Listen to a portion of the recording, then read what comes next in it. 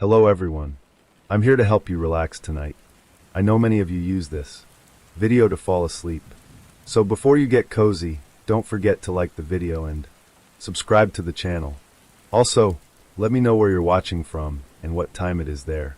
I'd love to hear from you. Story 1. The lighthouse on Blackshore Point had been abandoned for 42 years. But every 7 years, it turned on by itself. No electricity, no caretaker, no explanation.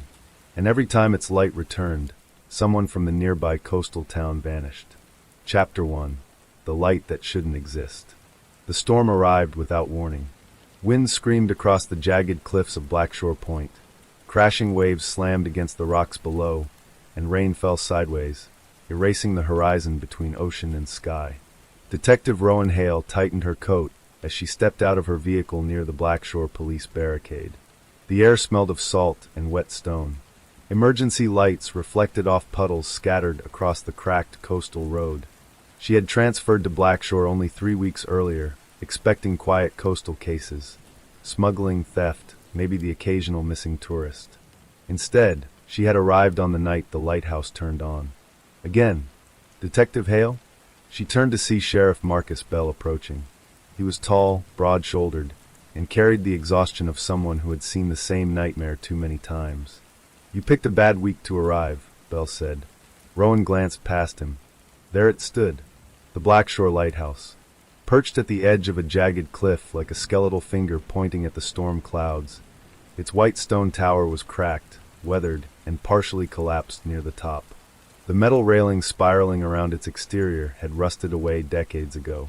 But the light, the rotating beam of pale yellow illumination, sliced through the storm in perfect rhythm, sweeping across the ocean as if guided by an unseen keeper.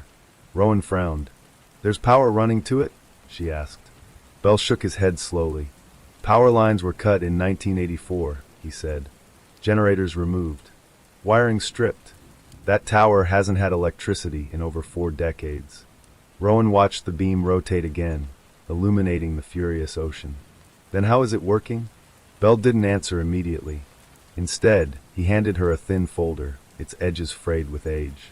"Because every time that light turns on," he said quietly, "someone disappears." The pattern. They stood inside the sheriff's temporary command tent overlooking the cliffs.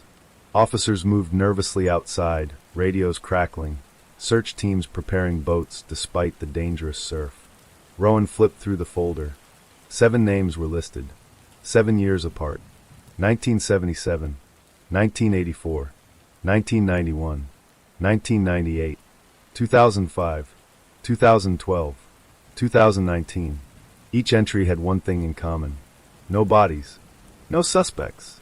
No witnesses. And tonight marked the 7th year since the last disappearance.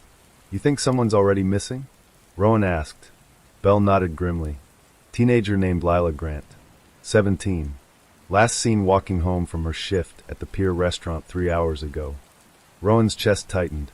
"Security footage?" "Working on it," Bell said. "But there's something else."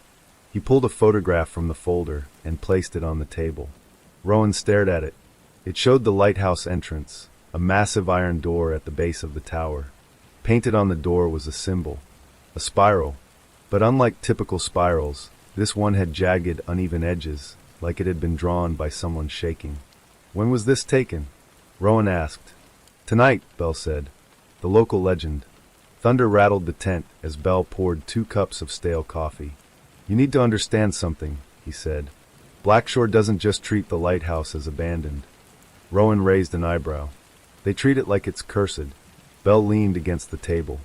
"The lighthouse was built in 1893 after a cargo ship crashed into the reef and killed 30 sailors. For nearly 80 years, keepers lived there. Families rotated through shifts maintaining the light." "What happened in 1984? Rowan asked. Bell hesitated. "The last lighthouse keeper disappeared," he said. Rowan looked up sharply. "During a storm almost identical to tonight." The keeper's log. Bell reached into the folder again and pulled out a leather-bound notebook sealed inside plastic.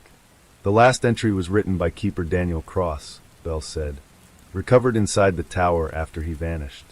Rowan carefully opened the protective sleeve and read the final entry aloud. "The The light has started moving on its own again. I tried shutting it down, but the machinery is cold, rusted, dead. And still it turns. I hear footsteps above the lantern room when no one is there. The ocean sounds wrong tonight. If the spiral returns, I must not follow the light. God help anyone who does. Rowan slowly lowered the journal. You said machinery was removed, she said. It was, Bell confirmed. And no one ever found Cross? No. Lightning flashed, briefly illuminating the lighthouse through the tent window. The beam rotated again. Steady. Precise. Alive. The first clue. A deputy rushed into the tent, soaked from the rain. Sheriff, we found something. Moments later, Rowan and Bell stood near the base of the cliff road overlooking the shoreline below. Rescue crews had gathered around something tangled in driftwood. A backpack. Bell zipped it open carefully. Inside were textbooks, a cracked phone, and a folded employee badge. Lila Grant. Blackshore Pier Restaurant. Rowan swallowed. She came this way, she said. One of the rescue divers approached. There's footprints leading toward the lighthouse trail, he said. But they stop halfway up the path. Stop? Rowan asked. The diver nodded, like she vanished mid-step. The trail.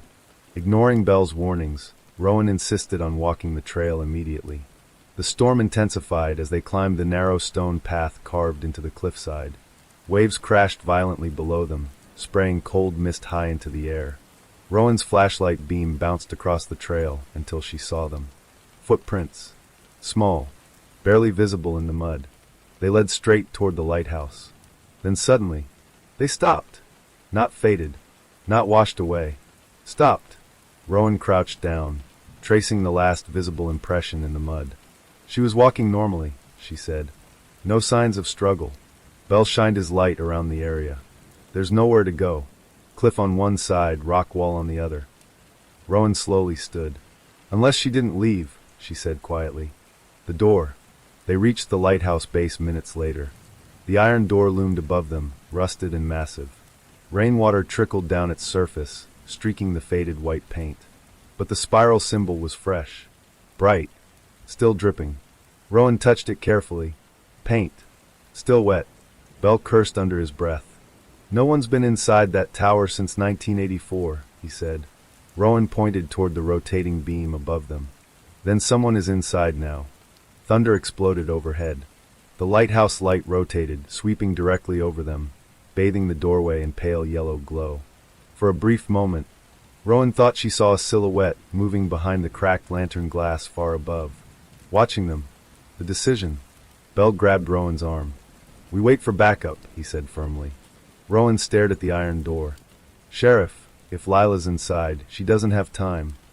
Bell hesitated, conflict flashing across his face. Another thunderclap shook the cliffs. The lighthouse beam rotated again. Closer. Slower. Like it was tracking them. Rowan reached toward the rusted handle. Bell inhaled sharply. Detective, people who enter that lighthouse during the light cycle don't come back. Rowan tightened her grip. Then it's about time someone does. She pulled the door open. It groaned loudly, echoing into the darkness beyond. The smell hit them instantly. Salt water. Rot. And something metallic, like rusted blood. Inside, a spiral staircase wound upward into darkness, illuminated only by faint, flickering reflections of the rotating beam above. Rowan stepped forward. Behind her, the lighthouse door slammed shut on its own. Bell spun around, grabbing the handle. It wouldn't budge. From somewhere deep inside the tower, a faint voice echoed downward. A girl's voice. Help me. Rowan and Bell exchanged a horrified glance. Then the light above them suddenly stopped rotating. For 3 seconds, everything went completely dark, and when the beam resumed, it was facing directly downward, shining straight at them. The beam of the lighthouse burned downward like a spotlight from another world, trapping Rowan Hale and Sheriff Marcus Bell in its pale glow. Neither of them spoke. Neither of them moved. The silence inside the tower felt unnatural, thick, suffocating, as if the walls themselves were listening. Then, from somewhere far above, the girl's voice echoed again. Please don't leave me here. Rowan's pulse hammered against her ribs. That was her, she whispered. That was Lila. Bell swallowed hard. Sound carries weird inside towers. Could be wind. Could be. That was her, Rowan repeated firmly. The beam above them resumed its slow rotation, sweeping shadows across the spiral staircase, winding upward through the tower's hollow center. The steps were rusted metal, slick with condensation and flecked with decades of salt corrosion. Rowan raised her flashlight. Only one way to find out. The spiral staircase. Each step groaned under their weight as they began climbing. The air inside the lighthouse was colder than outside, heavy with the scent of mildew and ocean decay. Their boots echoed against the hollow metal, sending hollow vibrations spiraling upward into darkness. Rowan kept her light trained ahead, but her eyes kept drifting toward the center of the staircase shaft. The inside of the tower was enormous. Old iron beams crisscrossed the hollow core, forming skeletal supports that disappeared into shadow above. Faint streaks of light flickered through broken stone panels, revealing long streaks of black residue running down the walls. Water damage? Rowan asked quietly. Bell shook his head slowly. That's not water. Rowan shined her flashlight closer. The streaks weren't uniform. They looked like something had been dragged downward repeatedly, over many years. She forced herself to keep climbing. The first landing. After 3 flights, they reached a circular landing. Old equipment rooms lined the walls, doors hanging crookedly from rusted hinges. Rowan pushed one open cautiously. Inside sat what remained of the lighthouse generator room, or what had been the generator room. The floor was covered in stripped wires, shattered battery casings, and mechanical components removed decades ago. The metal housing where the generator once sat was hollow, empty except for thick dust and bird nests. Bell crossed his arms. County removed everything in '84, he said. Made sure nobody could ever restart the light. Rowan slowly turned in place, scanning the room. Then why does it still feel operational? Bell didn't answer. Because it did. Despite the decay, despite the absence of machinery, there was a low humming vibration pulsing faintly through the floor beneath their feet. Not loud, not mechanical, almost organic. Rowan crouched, pressing her palm against the cold metal floor. She felt it clearly now. A slow, rhythmic vibration, like a heartbeat. The walls. Bell's flashlight caught something scratched into the wall beside the doorway. Rowan stepped closer. Lines. Hundreds of them. Vertical tally marks carved deeply into the stone, stacked in uneven clusters that filled the entire wall surface. Those weren't here before, Bell muttered. Rowan counted quickly. Rows and rows of them. Far too many to be simple maintenance logs. These aren't tallies, she said quietly. They're days. Bell's jaw tightened. You're saying someone lived up here? Rowan nodded slowly. For a very long time. The keeper's quarters. They continued climbing. The storm outside roared louder as they ascended, wind howling through cracked windows and broken stone vents. The staircase narrowed slightly, forcing them closer to the inner wall. Another landing appeared above them.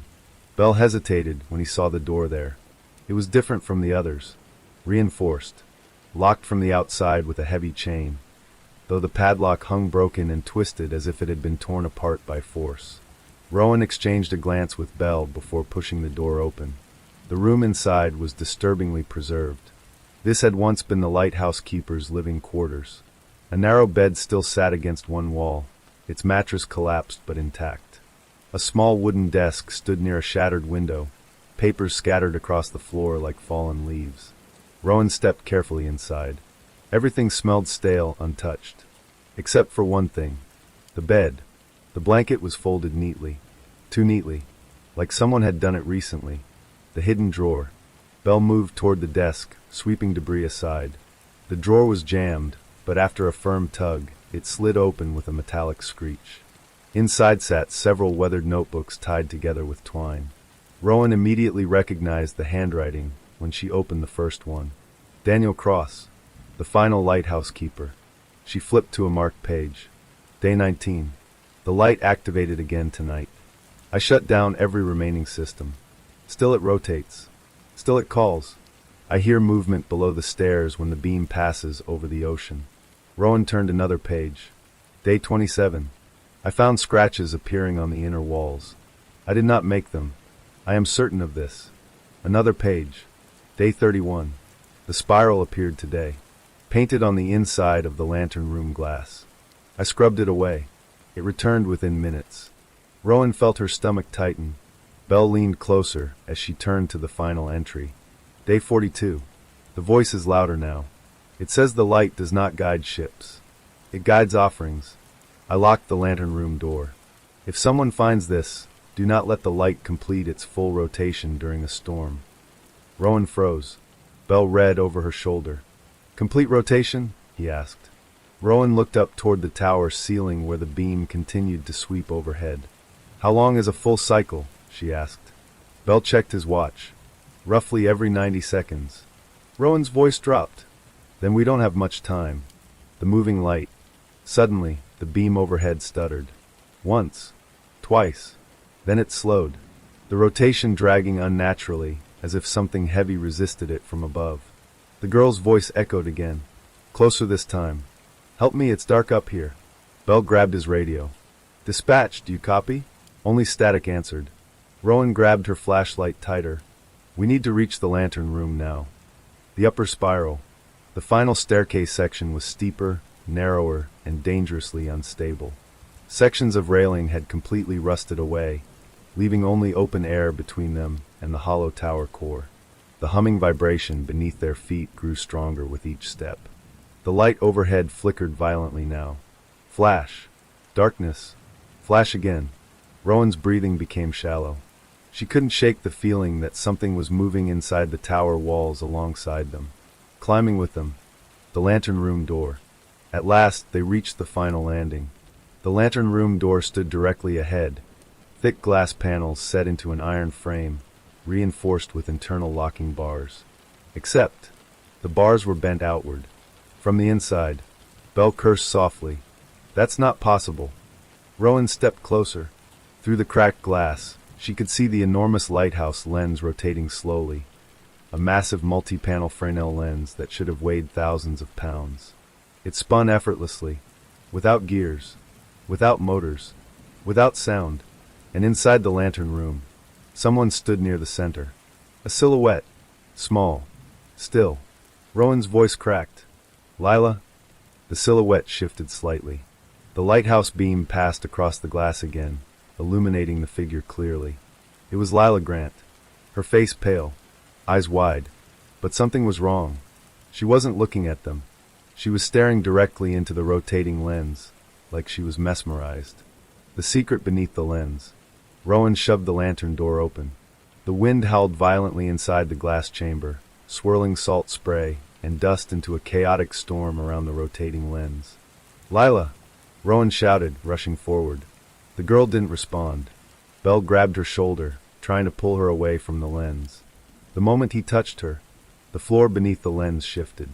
A hidden hatch slid open with a grinding metallic groan, revealing a spiral staircase descending downward.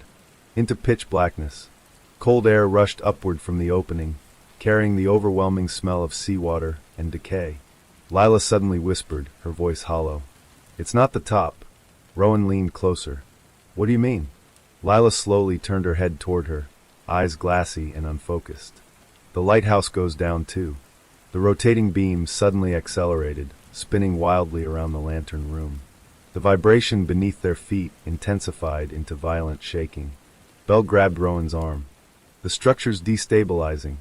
Below them, the hidden staircase pulsed with faint yellow light, as if the beam was reflecting upward from somewhere deep underground. And from that darkness below, multiple voices began whispering in unison, calling Lila's name. The storm arrived without warning. By dawn, Greyhaven's harbor had transformed into a violent, steel-colored battlefield. Waves slammed against the seawall, spraying salt water over the rusted railings and soaking the abandoned fishing crates that lined the docks. The lighthouse beam, still functioning despite decades of neglect, sliced through the fog like a trembling blade, its light intermittently swallowed by sheets of rain. Detective Lina Mercer stood beneath the overhang of the harbor master's abandoned office, her coat pulled tightly around her shoulders as she stared toward Blackthorn Lighthouse. Behind her, Officer Daniel Reeves adjusted his soaked notebook, shielding it from the wind. You picked one hell of a day to go exploring underwater tunnels, Reeves muttered. Mercer didn't respond immediately. Her eyes remained locked on the lighthouse. Storms like this, she finally said, are why the tunnels exist. Reeves frowned. You think the victims were moved during storms? Mercer nodded slowly. Storm noise covers movement. Floodwater hides footprints. And if you're using underwater passages, storms are the perfect camouflage. Reeves flipped through his notes. Still can't believe that staircase exists. A lighthouse with a hidden descent into the sea. That sounds like folklore. It was folklore, Mercer said quietly, until 3 bodies proved otherwise. The autopsy revelation. They had spent the previous night reviewing the autopsy reports from the remains discovered in the submerged chamber beneath the lighthouse. Dr. Harland, Greyhaven's aging medical examiner, had called Mercer at 3:17 a.m. with findings he described as unsettlingly deliberate. Inside the morgue, hours earlier, Harland had placed photographs across the steel examination table. All 3 victims, he said, tapping the photos, were killed within minutes of each other. Clean incisions across the carotid artery. No defensive wounds. Reeves leaned forward. Sedated? Harland nodded grimly. Yes, but here's the disturbing part. He slid over toxicology reports. Each victim was sedated with different compounds. One with benzodiazepines. One with veterinary tranquilizers. One with scopolamine. Mercer raised an eyebrow. Why use 3 different methods? Harland exhaled slowly. Because whoever did this wanted to demonstrate control, knowledge, and adaptability. He hesitated before adding, there's more. He handed Mercer a high-resolution image taken during internal examination. Inside each victim's rib cage, etched directly onto the sternum bone, was the same symbol. A spiral intersected by 3 vertical lines. The same mark they had found carved into the lighthouse staircase door. The ledger clue. Now, as rain battered the harbor windows, Mercer spread the photographs across a plastic crate while Reeves leaned closer. 3 lines through the spiral, Reeves said. We thought the spiral symbolized the network. What do the lines mean? Mercer didn't answer immediately. Instead, she reached into her evidence satchel and removed the water-damaged notebook recovered from the submerged chamber. The pages had been painstakingly dried overnight by forensic technicians using low-heat preservation methods. Most of the text remained illegible, smeared into dark watercolor stains. But several entries had survived. Mercer opened to one of the deciphered pages. Reeves read aloud. 3 currents guide the tide. 3 keepers record the ledger. When the spiral completes its 3rd turn, the sea collects its due. He blinked. That sounds like ritual language. Mercer nodded. It is. She flipped another page. Each keeper records sacrifices in the drowned ledger. When one keeper falls, another rises. The ledger must never be lost. Reeves swallowed. You think someone else is maintaining this ledger? Mercer closed the notebook slowly. I think someone is ensuring this operation never ends. The survivor. At 10:42 a.m., Mercer's phone vibrated. It was Dr. Harland again. You need to come to the hospital, he said. Immediately. Greyhaven General Hospital smelled faintly of antiseptic and ocean salt. An unavoidable side effect of being located just 2 blocks from the shoreline. Harland met them outside an isolation room. I didn't want to call until I was certain, he said, lowering his voice. But we have a survivor. Reeves stiffened. From the lighthouse? Harland nodded. She was admitted 2 days ago after being found unconscious near the northern breakwater. Severe hypothermia. No identification. She regained consciousness this morning. Mercer's pulse quickened. Does she remember anything? Harland hesitated. She remembers too much. Inside the dim hospital room, a woman in her early 30s sat upright in bed. Her skin remained pale, her lips cracked from dehydration, but her eyes were sharp and alert. A nurse quietly exited as Mercer and Reeves entered. I'm Detective Mercer, Lena said gently. This is Officer Reeves. We understand you may have information about what happened to you. The woman studied them carefully before speaking. My name is Alina Shaw. Her voice trembled slightly. And I know why they tried to drown me. Mercer pulled a chair closer. Tell me. Alina's fingers tightened around the hospital blanket. They thought I stole the ledger. Alina's story. Alina had been working as a maritime archivist for the Greyhaven Historical Society. Her job involved cataloging ship manifests, shipping routes, and lighthouse maintenance records dating back over 2 centuries. 3 months ago, she said, I discovered a sealed archive file labeled Lighthouse Operational Amendments, 1894. Reeves scribbled notes as she continued. The file contained references to a custodial order responsible for maintaining harbor safety during extreme storms. But the language was strange. It referenced sacrifices to calm the currents. Mercer leaned forward. "Did you report it?" Alina shook her head. "I tried to verify it first. That's when I found the second file." Her eyes darkened. "The drowned ledger." Mercer's stomach tightened. "You found the actual ledger?" Alina nodded weakly. It was hidden inside a sealed compartment beneath the archive floorboards. Wrapped in oilcloth. Bound in leather. Reeves whispered, "What was inside it?" Alina swallowed. "Names. Hundreds of names. Dating back over 100 years. Mercer's chest tightened. "Victims?" "Yes," Alina said. "But not just victims. Each entry included 3 signatures." Mercer exchanged a glance with Reeves. "3 keepers," Mercer said quietly. Alina nodded. "The night of the attack." Alina described how she had begun secretly photographing pages from the ledger. "I planned to report it to federal authorities," she said. "But someone found out." Her breathing quickened. "I was leaving the archive building one night when a man approached me in the parking lot. He wore a fisherman's coat and gloves. He told me to return the ledger." "Did you recognize him?" Reeves asked. Alina shook her head. "He said something else before he grabbed me." Mercer leaned closer. "What?" Alina's eyes filled with tears. "He said, 'The sea doesn't forget its keepers.'" She paused, trembling. "They drugged me. I woke up underwater, in that chamber beneath the lighthouse." Mercer's chest tightened as Alina continued. "They forced me to watch as they prepared the others. They said I had broken the spiral, that I had to be erased from the ledger." Her voice cracked. "But during the storm, something went wrong. The chamber flooded faster than they expected. I broke free and escaped through a collapsed tunnel." Reeves leaned forward urgently. "Do you know who they were?" Alina hesitated. "I never saw their faces clearly, but I heard them arguing." Mercer's pulse quickened. "What were they arguing about?" Alina whispered. "About the new keeper. The name." Mercer leaned forward. "Did they say who the new keeper was?" Alina nodded slowly. "They called him the harbor master." Reeves blinked. "Greyhaven doesn't have an official harbor master anymore. That position was dissolved 20 years ago." Mercer's mind raced. "Not officially," she murmured. "The abandoned office." Now, standing inside the very harbor master's abandoned office, overlooking the storm-ravaged harbor, Mercer ran her fingers across the dusty desk. Reeves shined his flashlight across the peeling walls. "You think someone's still using this place?" he asked. Mercer didn't answer. She had noticed something. A faint imprint in the dust. Recent. She crouched beside the desk and pulled open a drawer that had been sealed shut by corrosion. Reeves assisted, prying it open with a crowbar they found outside. Inside the drawer sat a small metal lockbox. Reeves raised an eyebrow. "That doesn't look abandoned." Mercer pulled it out carefully. The lock had been recently scratched, signs of frequent use. Reeves cracked it open using his multi-tool. Inside, wrapped in waterproof plastic, was a thin notebook. Mercer opened it slowly. The first page contained a title written in precise, elegant handwriting.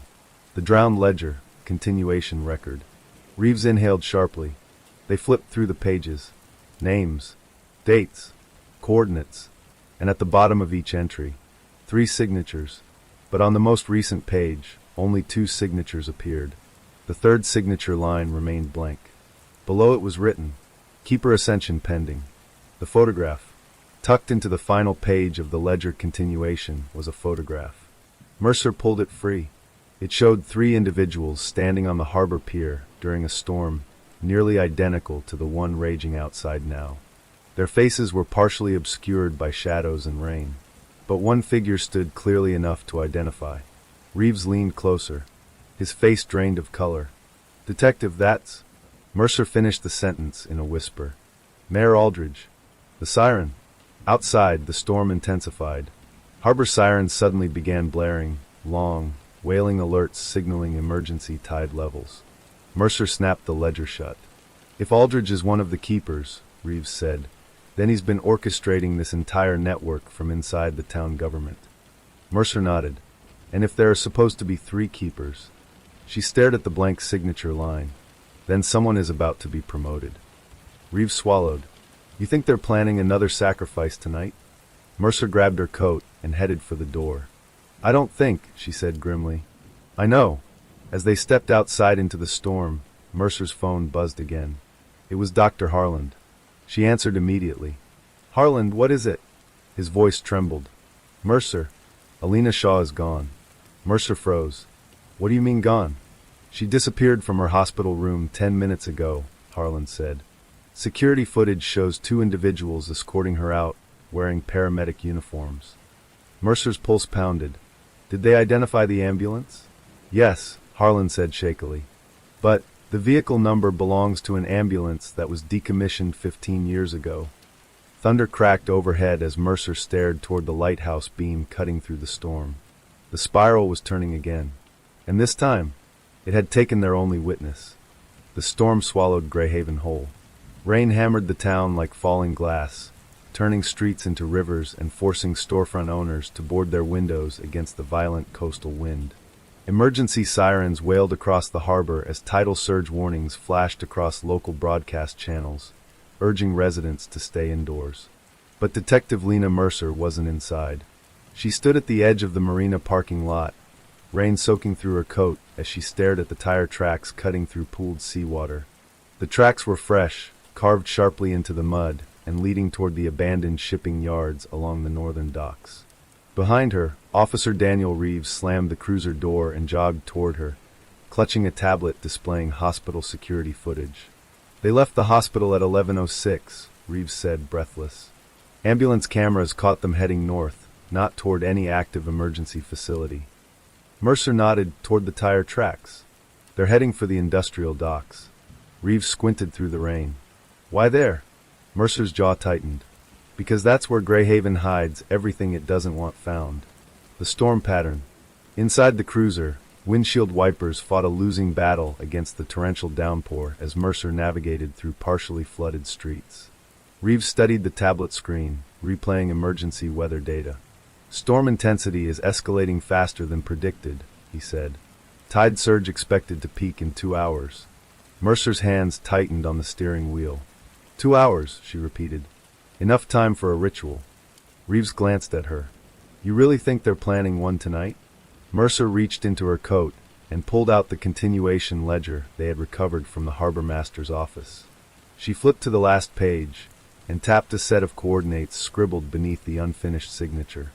These coordinates match Warehouse Pier 9, she said. Reeves frowned. That pier collapsed during the hurricane 15 years ago. Exactly, Mercer replied, which makes it perfect for something no one is supposed to witness. The mayor's disappearance. Mercer's phone buzzed again as they turned onto Dockside Boulevard. She answered without taking her eyes off the road. Mercer. It was Police Chief Dalton. Where are you? Dalton demanded. Following a lead connected to Alina Shaw's abduction, Mercer said. Dalton hesitated before speaking again. You need to return to the station immediately. Mercer's pulse quickened. Why? There was a pause. Mayor Aldridge is missing. Reeves turned sharply toward Mercer. Dalton continued, his voice low and strained. He left his office during the evacuation procedures about 30 minutes ago. Security cameras show him exiting through a restricted maintenance stairwell. His driver found his vehicle abandoned near the harbor. Mercer tightened her grip on the wheel. We know where he is, she said quietly. Pier 9. Warehouse Pier 9 stood like a skeletal monument at the far edge of Greyhaven's industrial district. Rusted steel beams jutted into the storm-dark sky, while broken concrete slabs dangled over churning black water below. Floodlights flickered intermittently across the dock, powered by a portable generator station near the entrance. Mercer killed the cruiser's headlights 2 blocks away. They approached on foot, keeping low behind abandoned shipping containers as wind howled through the metal corridors. Reeves adjusted his sidearm. You see any movement? Mercer nodded toward the pier entrance. 2 figures stood beneath the flickering floodlight, both wearing yellow storm slickers and medical masks. Paramedic disguises, Reeves whispered. Mercer's eyes scanned beyond them. Through the rain and mist, she spotted the silhouette of an ambulance parked near the collapsed loading ramp. They're here, she said. The ritual platform. They circled the dock quietly, slipping between cargo crates and rusted forklifts until they reached a vantage point overlooking the collapsed pier platform. What Mercer saw made her stomach twist. A temporary stage had been assembled from reinforced steel scaffolding extending over the open water. Thick ropes and pulleys hung from overhead beams, swaying violently in the storm wind. At the center of the platform stood 3 figures. One was bound to a vertical support column. Alina Shaw. Her head hung forward, soaked hair plastered across her face as storm water dripped from her clothes.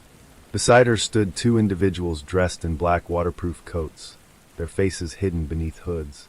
And standing between them, Mayor Victor Aldridge. He held a leather-bound book in his gloved hands. The original Drowned Ledger. The ceremony begins. Mercer motioned for Reeves to stay low as they inched closer, hiding behind stacked shipping pallets. Aldridge's voice carried through the storm, amplified by a portable speaker system crackling against the wind. "The spiral continues," he declared. "The currents demand balance. The ledger demands closure." One of the hooded figures stepped forward, producing a ceremonial knife with a curved silver blade. Reeves swallowed hard. "They're going to kill her." Mercer's mind raced as she scanned the platform. For additional guards patrolled the perimeter, each armed with harpoon guns modified into close-range projectile weapons. Storm waves slammed violently against the pier supports below, spraying seawater across the structure. Mercer checked her watch. 47 minutes until peak tide surge. "They're timing it with the flood," she whispered. "The water will erase everything." The third keeper. As Aldridge raised the ledger, he turned toward the second hooded figure. "Step forward," he commanded. The figure removed their hood. Reeves inhaled sharply. "Chief Dalton." Mercer's blood ran cold. Police Chief Harold Dalton stepped into the stormlight, his expression calm and resolute. "I accepted this role 20 years ago," Dalton said. "Greyhaven survives because of what we maintain." Mercer felt a wave of betrayal slam through her chest. Dalton continued. "When the storms grow stronger, sacrifices ensure the harbor remains open. The town prospers because we protect it." Aldridge nodded solemnly. "And tonight," the mayor said, "you will complete your ascension as the third keeper." Dalton turned toward Alina, lifting the ceremonial blade. "Mercer moves." Mercer raised her weapon, adrenaline flooding her veins. "We take Dalton first," she whispered to Reeves. "If he completes the ritual, Alina dies." Reeves nodded, steadying his aim. Lightning flashed across the sky. Mercer fired. The bullet struck Dalton's shoulder, spinning him backward as the ceremonial knife clattered across the platform. Chaos erupted instantly. Guards shouted, raising their weapons as Mercer and Reeves sprinted from cover, firing controlled shots toward the scaffolding supports and floodlights, plunging sections of the pier into darkness. Aldridge stumbled backward, clutching the ledger as he barked orders. "Secure the witness. Complete the harvest." The battle on the pier. Rain and gunfire merged into a deafening roar. Reeves dropped one guard with a precise shot to the leg, sending him crashing into a crate. Mercer vaulted onto the platform ladder, climbing toward Alina as waves smashed against the pier supports below. Dalton, bleeding but conscious, grabbed a backup weapon from beneath his coat. "You don't understand," he shouted, firing toward Mercer. "This keeps the town alive." Mercer ducked behind a steel beam as bullets ricocheted off the scaffolding. "By murdering innocent people?" she shouted back. Dalton's voice cracked with fury. "They aren't innocent. The ledger selects those whose deaths prevent greater catastrophe." Mercer surged forward, tackling him as another lightning bolt split the sky overhead. The two slammed into the rain-slicked platform, Dalton struggling to reach his weapon.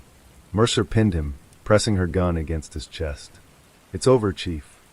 Dalton stared up at her with hollow eyes. "The storm doesn't end," he whispered. "It only changes direction." Aldridge's escape. Behind them, Aldridge bolted toward the ambulance, clutching the ledger tightly. Reeves spotted him and fired, shattering the vehicle's rear window, but Aldridge dove into the driver's seat and sped toward the far end of the dock where a cargo ramp descended toward the flooded access road. "Mercer!" Reeves shouted. "He's getting away with the ledger." Mercer hesitated only a fraction of a second before turning back toward Alina. Rescuing the witness came first. The collapse. Mercer reached Alina and cut through the restraints as the storm intensified to hurricane-level winds. The entire scaffolding structure groaned violently under the pressure of crashing waves. Reeves shouted from below. The tide surge is hitting early. The pier's giving out.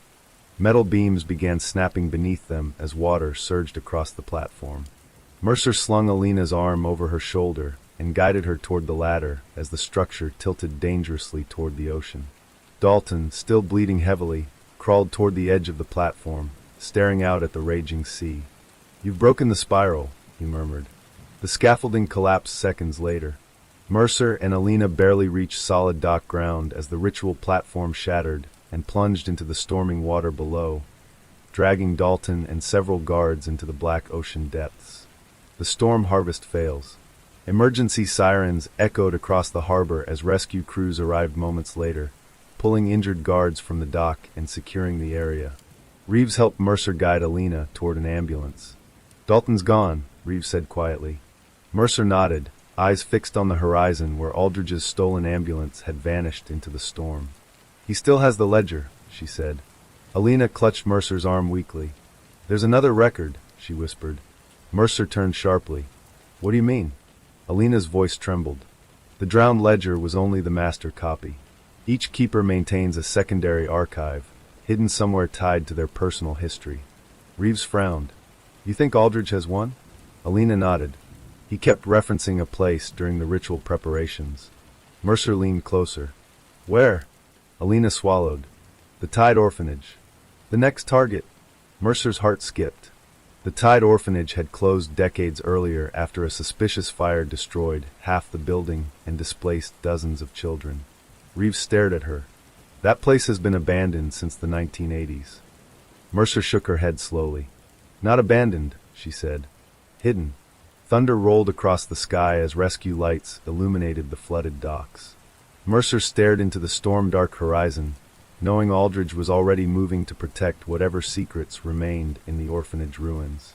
The spiral hadn't ended. It had only shifted. And now, the storm had revealed something far worse than ritual murder. It had exposed a legacy built on generations of stolen lives. The storm still raged when Detective Lena Mercer returned to Greyhaven's northern shoreline. But the ocean had begun to change. The towering waves that had battered the docks only hours earlier were receding, retreating like something satisfied or temporarily appeased. The wind still howled across the cliffs, dragging sea mist through the skeletal remains of abandoned coastal structures. And standing alone above the jagged shoreline, barely visible through thick fog and rain, was the Tide Orphanage. Reeves parked the cruiser at the base of the cracked service road leading up the hill. The building loomed above them, half-burned, half-collapsed, its blackened stone walls rising like the remains of a drowned cathedral. Mercer stared at it silently. "How many kids lived here?" Reeves asked. Mercer exhaled slowly. "Officially, 32. She stepped out into the cold rain. "Unofficially, we don't know." The forgotten fire. The orphanage fire had happened 38 years earlier. Official records blamed faulty electrical wiring and outdated infrastructure. Several staff members survived. Most of the children were listed as relocated to other foster programs across the state. But Mercer had spent the last 2 hours reviewing archived emergency logs recovered from the Greyhaven Historical Registry, and something had stood out immediately. Only 17 relocation records existed. That left 15 children unaccounted for. Reeves slammed the cruiser door shut behind him. "Town said they all got transferred." Mercer nodded toward the orphanage. "The town says a lot of things." Inside the ruins, the main entrance doors hung from warped hinges, swaying slightly in the storm wind. The smell of mold, smoke residue, and saltwater decay hit them immediately as they stepped inside. Mercer raised her flashlight, sweeping across the entry hall. Peeling wallpaper hung in damp strips from cracked plaster walls. Charred wooden beams jutted from the collapsed ceiling overhead. Rainwater dripped steadily through shattered skylights, forming puddles across the warped tile floor. But despite the destruction, there were footprints. Fresh ones, leading deeper inside. Reeves crouched to examine them. 2 adults, one dragging something heavy. Mercer followed the trail. Or someone unconscious. The children's wing. They moved cautiously through a corridor lined with small dormitory rooms, each door marked with faded hand-painted names still barely visible beneath soot stains. Mercer paused beside one doorway. Inside, rusted bed frames stood crooked against the walls. Burned mattresses had collapsed into skeletal springs, but scattered across the floor were fragments of melted plastic toys and small shoes frozen in blackened puddles of fire damage. Mercer knelt slowly, picking up a half-melted music box shaped like a lighthouse. She turned it gently. The broken mechanism wheezed, producing only distorted metallic clicks. Reeves stood in the doorway behind her. "You think Aldridge kept records here?" Mercer stood, staring around the room. "No," she said quietly. "I think he kept memories." The underground passage. The footprints led them toward the rear of the building where the fire damage grew less severe. The walls here remained mostly intact, though thick water stains spread across the ceiling like branching veins. At the end of the hallway stood a reinforced steel door. It had been hidden behind a collapsed storage shelf. Mercer pushed debris aside, revealing a rusted handle and a keypad lock long since corroded beyond function. Reeves raised his weapon instinctively as Mercer forced the door open with a crowbar from the maintenance room nearby. The door screeched open, revealing a narrow concrete staircase descending underground. Cold air surged upward from below, thick with the smell of seawater and rot. Reeves swallowed. Why would an orphanage have a basement like that? Mercer stepped toward the darkness. Because this wasn't just an orphanage. The tide tunnels.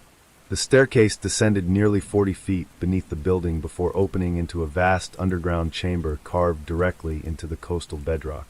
Mercer's flashlight beam swept across the cavern, revealing reinforced concrete walls and rows of rusted iron cages bolted to the floor.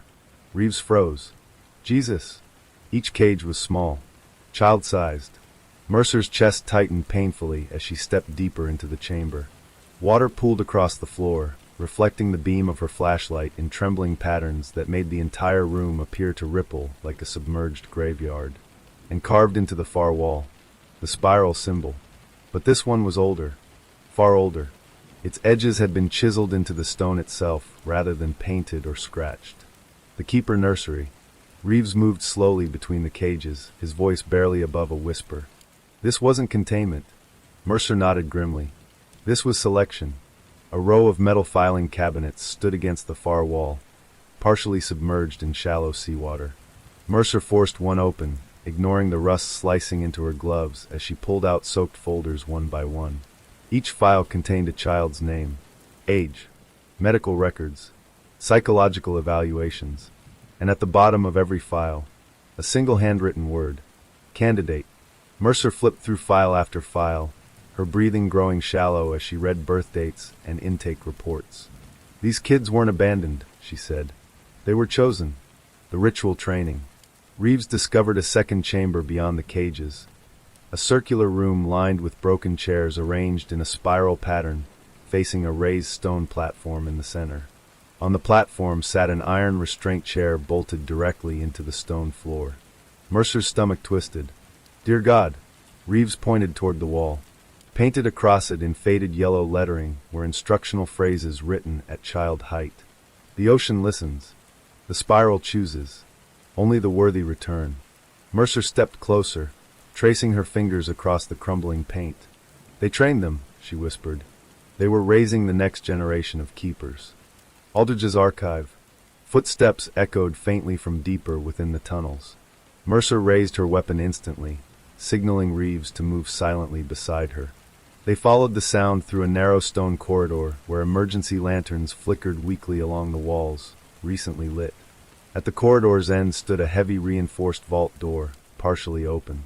Inside, floodlights illuminated shelves stacked with meticulously preserved records, photographs, and ledgers dating back nearly a century.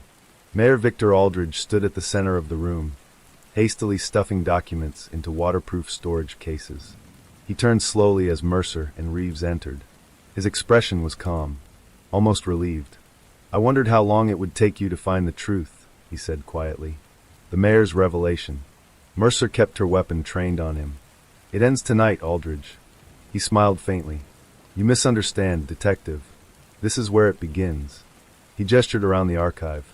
Greyhaven was built on maritime trade routes cursed by catastrophic storms long before modern records existed. Generations ago, the founders discovered something buried beneath these cliffs, tidal chambers that amplify atmospheric pressure anomalies. Reeves frowned. You're saying storms are predictable? Controllable, Aldridge corrected, but only when balance is maintained. Mercer stepped forward. You've been murdering children for balance? Aldridge's expression hardened. We raised protectors. Those who survived the spiral training became keepers who monitored oceanic patterns and prevented disasters that would have wiped Greyhaven off the map decades ago. Mercer's voice trembled with fury. And the ones who didn't survive? Aldridge hesitated. They became part of the tide's memory. The final escape attempt. Sirens echoed faintly above as emergency crews finally reached the orphanage ruins. Aldridge glanced toward the ceiling. They're early, he murmured. He slammed a detonator switch mounted on the archive desk. Warning alarms blared instantly as red emergency lights flooded the tunnels. Reeves cursed. He's rigged the place.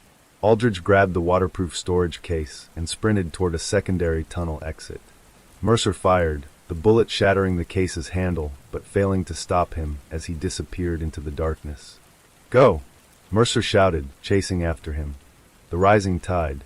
Water began surging through the tunnels as hidden floodgates opened, sending seawater rushing into the underground chambers with violent force. Reeves grabbed Mercer's arm. The whole structure is flooding. Mercer stared into the dark tunnel where Aldridge had vanished. If he escaped with those records, the Keeper network could rebuild itself anywhere. She pulled free. Then we finish this before the tide takes everything. They sprinted into the collapsing tunnel, the roar of incoming seawater echoing behind them like a rising wall of death. Ahead, Aldridge's flashlight beam flickered through the darkness as he raced toward the hidden coastal exit.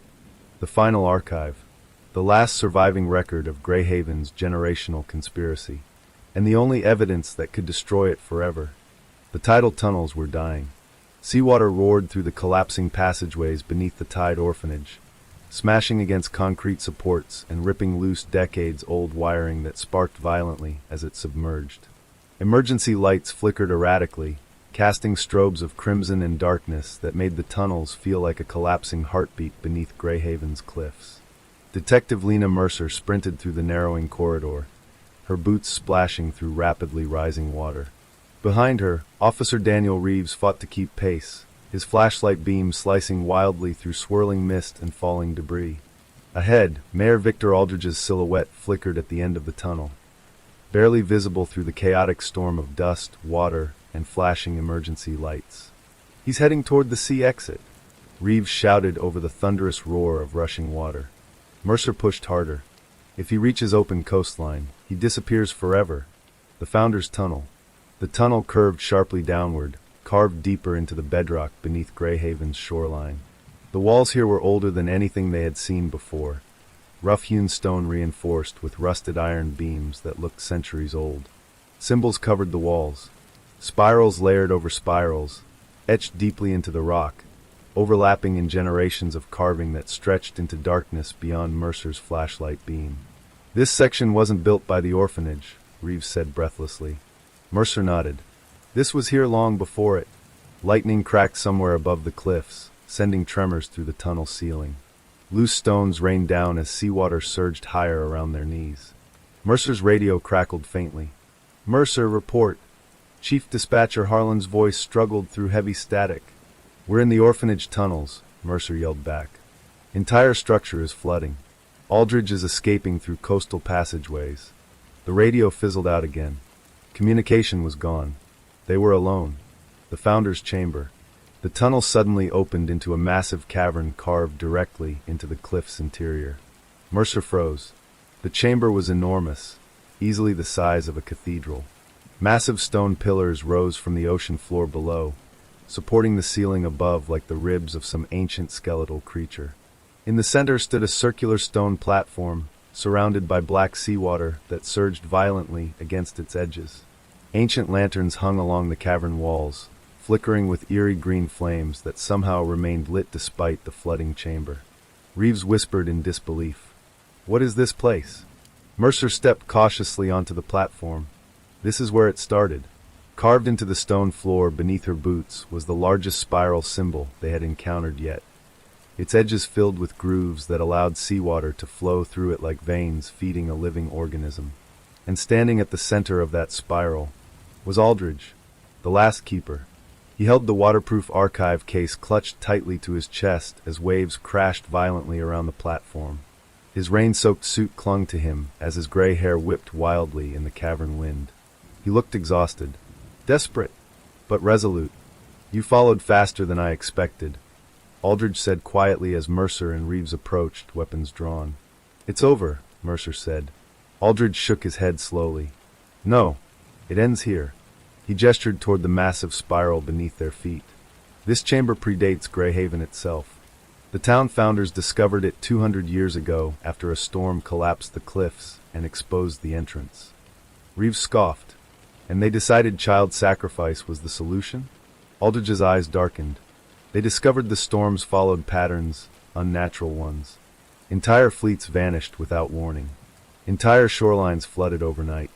This chamber allowed them to predict tidal catastrophes weeks in advance." Mercer narrowed her eyes. "Prediction doesn't require murder." Aldridge's voice cracked slightly. "No, but control does. The Keeper ritual." He slowly opened the archive case, revealing dozens of preserved ledgers inside. "These contain 2 centuries of tidal anomaly data," he said. "Without them, Greyhaven becomes blind. The storms will return stronger than ever." Mercer stepped closer. "You're lying to justify genocide." Aldridge laughed bitterly. "You think I enjoy this?" He pointed toward the spiral grooves beneath them as seawater surged through them in rhythmic pulses. "This chamber responds to atmospheric pressure shifts and oceanic gravitational currents. The Keepers were trained to interpret these responses. Each ritual synchronized human neurological patterns with tidal resonance signals." Reeves blinked. "You're saying you used brainwave conditioning to read ocean patterns?" "Yes," Aldridge said quietly. "Only a few children survived the psychological training. Those who did became keepers who saved thousands of lives across generations." Mercer's voice hardened. "And the rest?" Aldridge stared down at the spiral as waves lapped against his shoes. "They became calibration variables. The flood begins." A thunderous crack echoed through the cavern as one of the supporting pillars fractured under pressure. The chamber floor trembled violently, sending seawater flooding higher across the spiral platform. Reeves shouted, "The whole cave is collapsing." Mercer kept her weapon locked on Aldridge. "Drop the archive." Aldridge shook his head. "If these records disappear, the storms will devour Greyhaven within decades."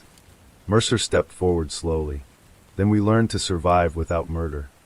Aldridge's expression softened, almost sorrowful. "You truly believe humanity learns from its sins?" Mercer didn't respond. "The Keeper's confession." Aldridge's voice lowered as he stared into the rising tide around them. "I was one of them, Detective." Mercer's breath caught. "I survived the orphanage training," he continued quietly. "I became Keeper after my predecessor drowned during a tidal surge in 1994. Reeves glanced at Mercer in shock. Aldridge met her gaze. "I have spent 30 years preventing disasters this town will never know existed. Entire shipping routes redirected. Entire hurricanes mitigated through predictive evacuation modeling." Mercer's voice trembled slightly. "You could have used science. Weather satellites. Oceanographic institutes." Aldridge gave a tired smile. "You think they would have listened to a small coastal town claiming storms followed supernatural tidal resonance patterns?" He stepped backward toward the cavern edge. "The spiral works, Detective. It always has. The final choice." Mercer advanced carefully as water surged to their waists. "You don't get to decide who dies for your theories," she said. Aldridge looked down at the ledgers, then back at her. "If I surrender these records, Greyhaven loses centuries of survival knowledge." Mercer nodded. "Then we build new knowledge. Without blood." The cavern ceiling groaned loudly as another pillar collapsed, sending debris crashing into the water behind them.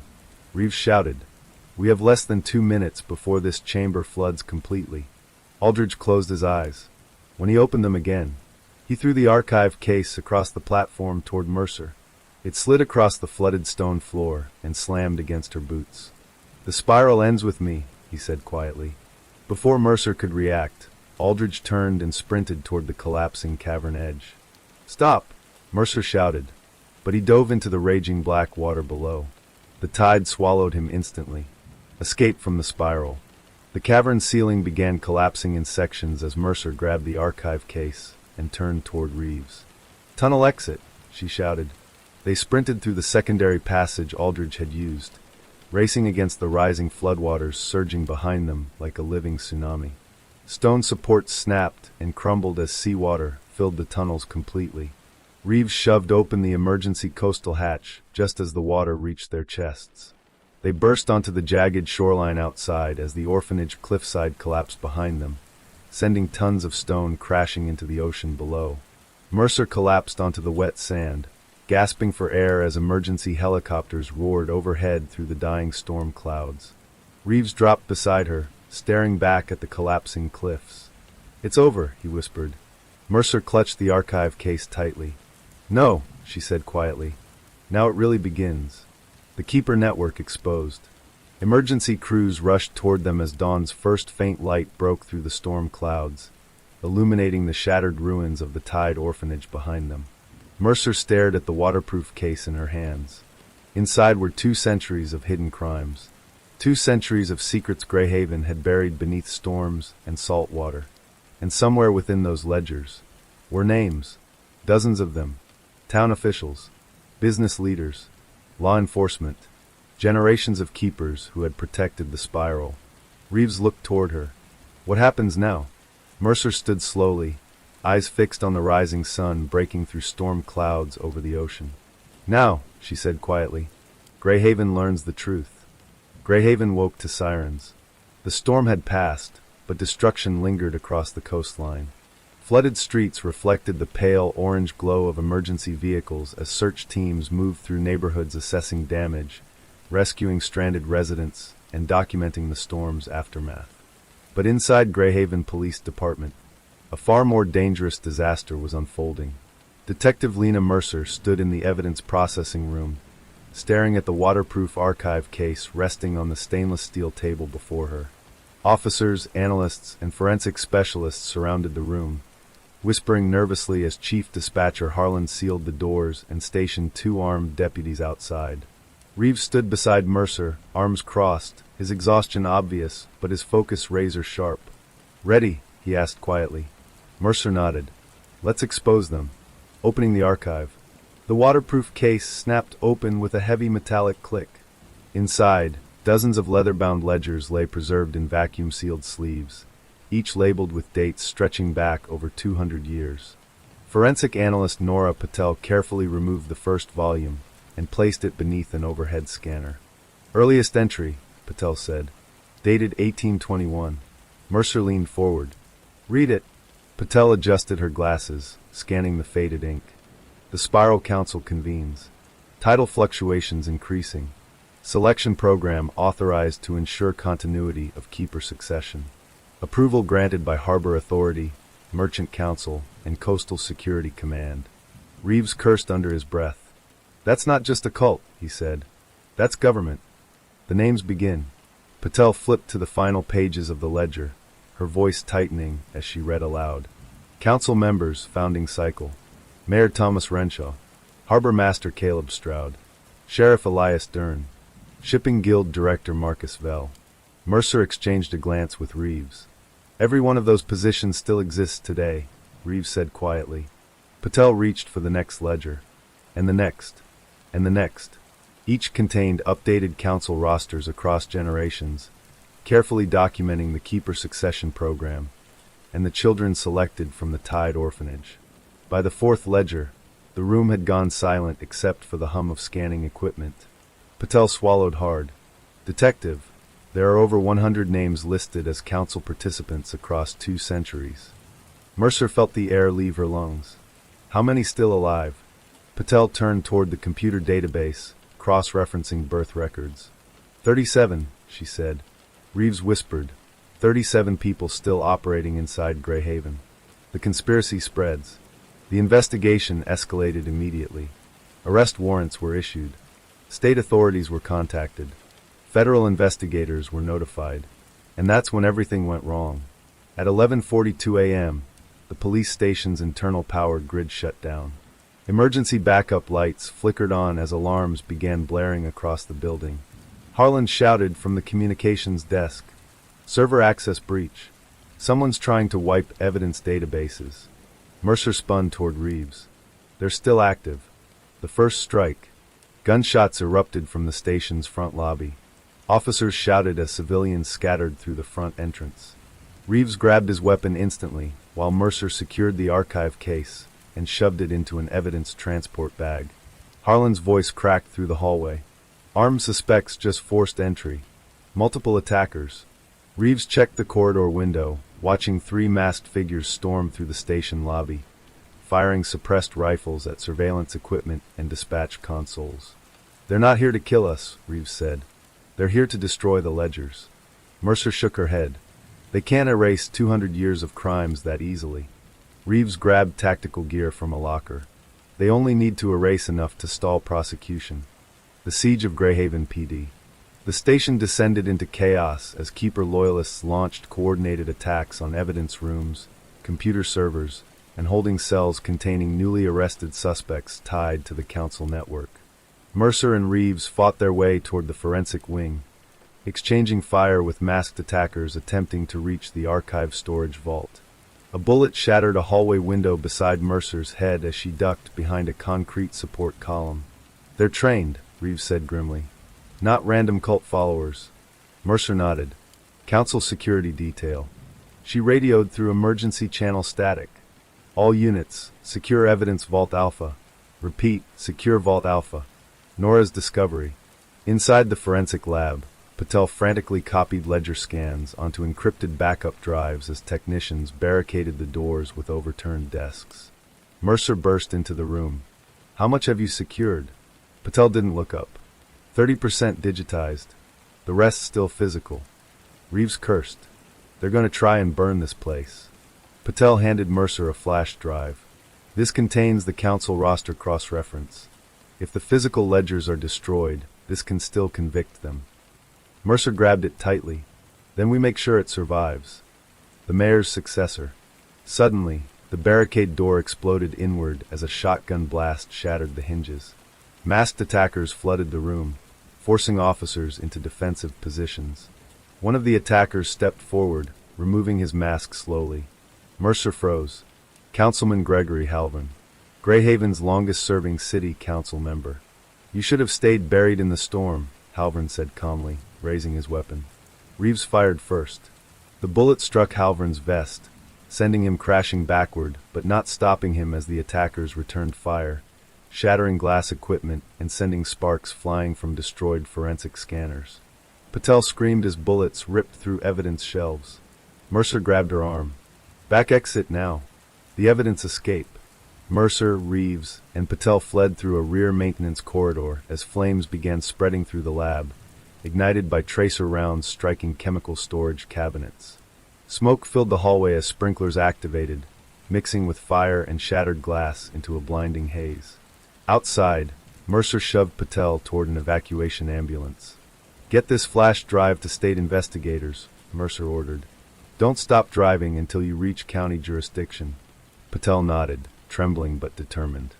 "What about you?" Mercer turned back toward the burning station. "We finish this. The town turns violent." By late afternoon, Greyhaven descended into full-scale crisis. Multiple council-linked businesses were discovered burning. Suspects fled town in stolen vehicles. Coast Guard units intercepted 2 boats attempting offshore escape routes. Reeves scanned updated arrest reports from inside a mobile command center. "We've detained 14 council members," he said, "but several high-ranking names are still missing." Mercer stared at the last ledger entry displayed on the digital tablet. "Who's the highest-ranking surviving keeper?" Reeves scanned the roster. His face went pale. "There's one name above Aldridge, listed as primary spiral overseer." Mercer's stomach tightened. "Who?" Reeves swallowed. "Judge Eleanor Voss, the final authority." Mercer's pulse quickened. Judge Voss presided over nearly every major criminal case in Greyhaven for the last 20 years. "She controlled sentencing," Mercer whispered, "which means she controlled who disappeared legally and who didn't." Reeves nodded slowly. And if she's the overseer? Mercer finished the sentence. She knows we're coming. The hidden court. An emergency alert flashed across the command center screen. Judge Voss had called for an immediate sealed hearing inside Greyhaven Superior Court, citing emergency municipal authority powers following storm damage. Reeves stared at Mercer. That's a trap. Mercer grabbed her jacket. Or it's her final defense. Sirens wailed across Greyhaven as sunset bled crimson across the storm-cleared coastline. The Keeper network was collapsing, but its most powerful architect still held legal authority over the town's justice system, and she had just summoned them into her courtroom. Greyhaven Superior Court stood untouched by the storm. While much of the coastal town still drowned in floodwater and debris, the courthouse rose from the center of town like a monument to authority. Its marble pillars gleaming beneath emergency floodlights, its stained glass windows glowing faintly against the darkening sky. But tonight, the courthouse wasn't a symbol of justice. It was a fortress. Police cruisers, state troopers, and federal vehicles surrounded the building in a tense perimeter. Officers crouched behind barricades, rifles trained on the entrance as floodlights illuminated every window and doorway. Inside, Judge Eleanor Voss had declared an emergency municipal hearing, one that, under Greyhaven's ancient disaster statutes, granted her full legal command over law enforcement operations during catastrophic town emergencies. Detective Lena Mercer stepped out of the mobile command van and stared at the courthouse steps. She's using the law to shield herself, Reeves said beside her. Mercer nodded grimly. And she's counting on us to respect it. The summons. Chief Dispatcher Harland approached them, holding a printed legal document stamped with the town's emergency seal. She's demanding you appear before the bench immediately, he said. Claims she's issuing formal rulings regarding the Keeper accusations. Reeves scoffed. She's staging a trial to bury evidence. Mercer scanned the document carefully. She's also demanding we bring the surviving ledgers. Harland swallowed nervously. That sounds like a surrender demand. Mercer folded the paper slowly. No, she said quietly. That's an invitation. Entering the fortress. Mercer and Reeves walked through the courthouse entrance under heavy armed escort. Officers remained outside, forbidden to enter under Voss's emergency judicial authority. The building felt eerily calm. Hallway lights flickered dimly, casting long shadows across marble floors polished so perfectly they reflected the glow of emergency exit signs. Court clerks and administrative staff stood silently along the walls as Mercer and Reeves passed, their expressions hollow, frightened, or possibly loyal.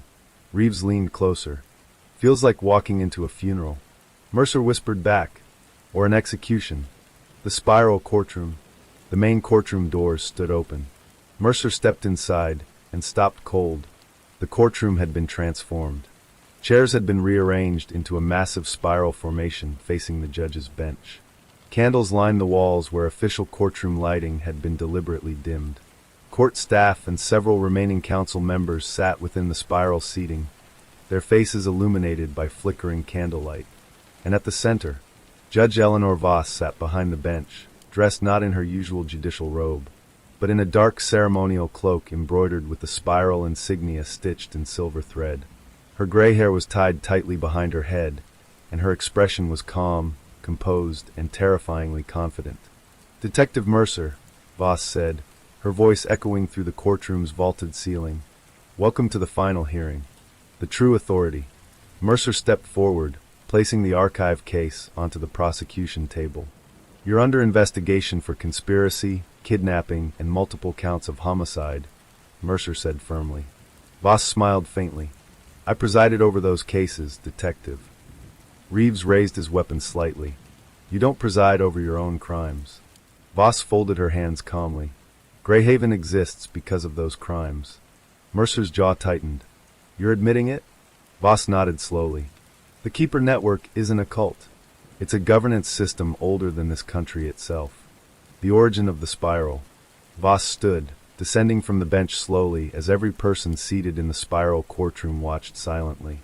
In 1819, she began, Greyhaven was nearly destroyed by a tidal megastorm that sank 12 merchant fleets and killed half the town's population overnight. She walked along the spiral seating arrangement, her cloak trailing behind her like a shadow. The town founders discovered the tidal resonance chamber beneath the cliffs while rebuilding the harbor. They realized ocean pressure systems here react to lunar gravitational anomalies more intensely than anywhere else along the Atlantic coast. Mercer crossed her arms, and they decided child experimentation was the solution. Voss stopped and turned toward her. They decided survival required sacrifice. The Keeper Doctrine. Voss gestured toward the council members seated in the spiral. For 2 centuries, the Keeper Council monitored oceanic anomaly signals, directing evacuation routes, shipping regulations, and coastal development zoning, preventing disasters the outside world never even noticed. Reeves laughed bitterly. You're claiming you saved lives by murdering children. Voss's voice hardened. Every civilization is built on hidden violence, Officer Reeves. Greyhaven simply chose to control its chaos rather than pretend it doesn't exist. Mercer stepped closer. The Tide orphanage wasn't survival. It was eugenics. Voss didn't deny it. It was selection. The final ritual. Voss turned toward the courtroom clock mounted above the bench. It read 8:59 p.m. The spiral cycle completes tonight, she said quietly. Mercer felt her pulse spike. What are you talking about? Voss gestured toward the courthouse floor. This building was constructed directly above a secondary tidal resonance node. The founders ensured governance and ritual authority remained physically connected. Reeves whispered, She built the final ritual site under the courthouse. Voss nodded. The storm destabilized the primary chamber beneath the orphanage. Without re-establishing resonance alignment, tidal pressure patterns will spiral into catastrophic surge cycles. Mercer raised her weapon fully. You're not killing another child. Voss shook her head calmly. No child is required. She stepped toward the spiral center. Tonight, the overseer becomes the offering. The hidden chamber. The courtroom floor trembled as mechanical locks disengaged beneath the spiral seating. Marble tiles split apart, revealing a circular stone staircase descending beneath the courthouse foundation. Council members stood simultaneously, blocking exits as concealed weapons appeared beneath ceremonial robes. Reeves whispered, She's not surrendering. Mercer's voice was steady. She never planned to. The descent. Voss descended the staircase alone, candlelight flickering along the descending tunnel walls as water slowly seeped upward through cracks in the stone. Mercer and Reeves forced their way past the council members in a violent struggle, tackling 2 armed conspirators and sprinting toward the staircase before it could close again. Below, they entered a smaller tidal chamber nearly identical to the one beneath the orphanage, but more stable, more refined, its spiral floor glowing faintly with phosphorescent algae reacting to seawater flowing through carved grooves. Voss stood at the center, removing her ceremonial cloak. I have dedicated my life to maintaining Greyhaven's survival, she said calmly. Mercer aimed her weapon. It ends now. Voss nodded peacefully. Yes, it does. The overseer's truth. Water surged through the spiral grooves as distant thunder rolled across the ocean above. The resonance chamber responds to synchronized neurological wave patterns, Voss explained. Every overseer memorized the tidal equations passed down through the ledgers. Reeves shouted, You're insane. Voss smiled faintly. No, I am the final safeguard. She stepped backward toward the chamber's central stone basin as water filled it rapidly. Destroying the Keeper knowledge without stabilizing the resonance will trigger catastrophic coastal collapse within years. Mercer hesitated for the first time. You could have told the world, she said quietly. Voss shook her head. The world doesn't listen to towns like Greyhaven. The collapse begins. The chamber ceiling cracked violently as aftershock tremors from the storm shook the courthouse foundation. Water rushed faster through the spiral floor. Voss stepped into the rising basin water. The spiral demands continuity, she said softly.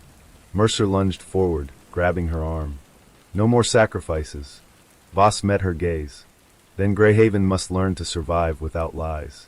Before Mercer could react, Voss broke free and plunged fully into the central basin as the spiral grooves ignited with glowing bioluminescent light, reacting violently to the tidal surge. The chamber flooded instantly. Escape from the court. Reeves grabbed Mercer as the staircase began collapsing behind them.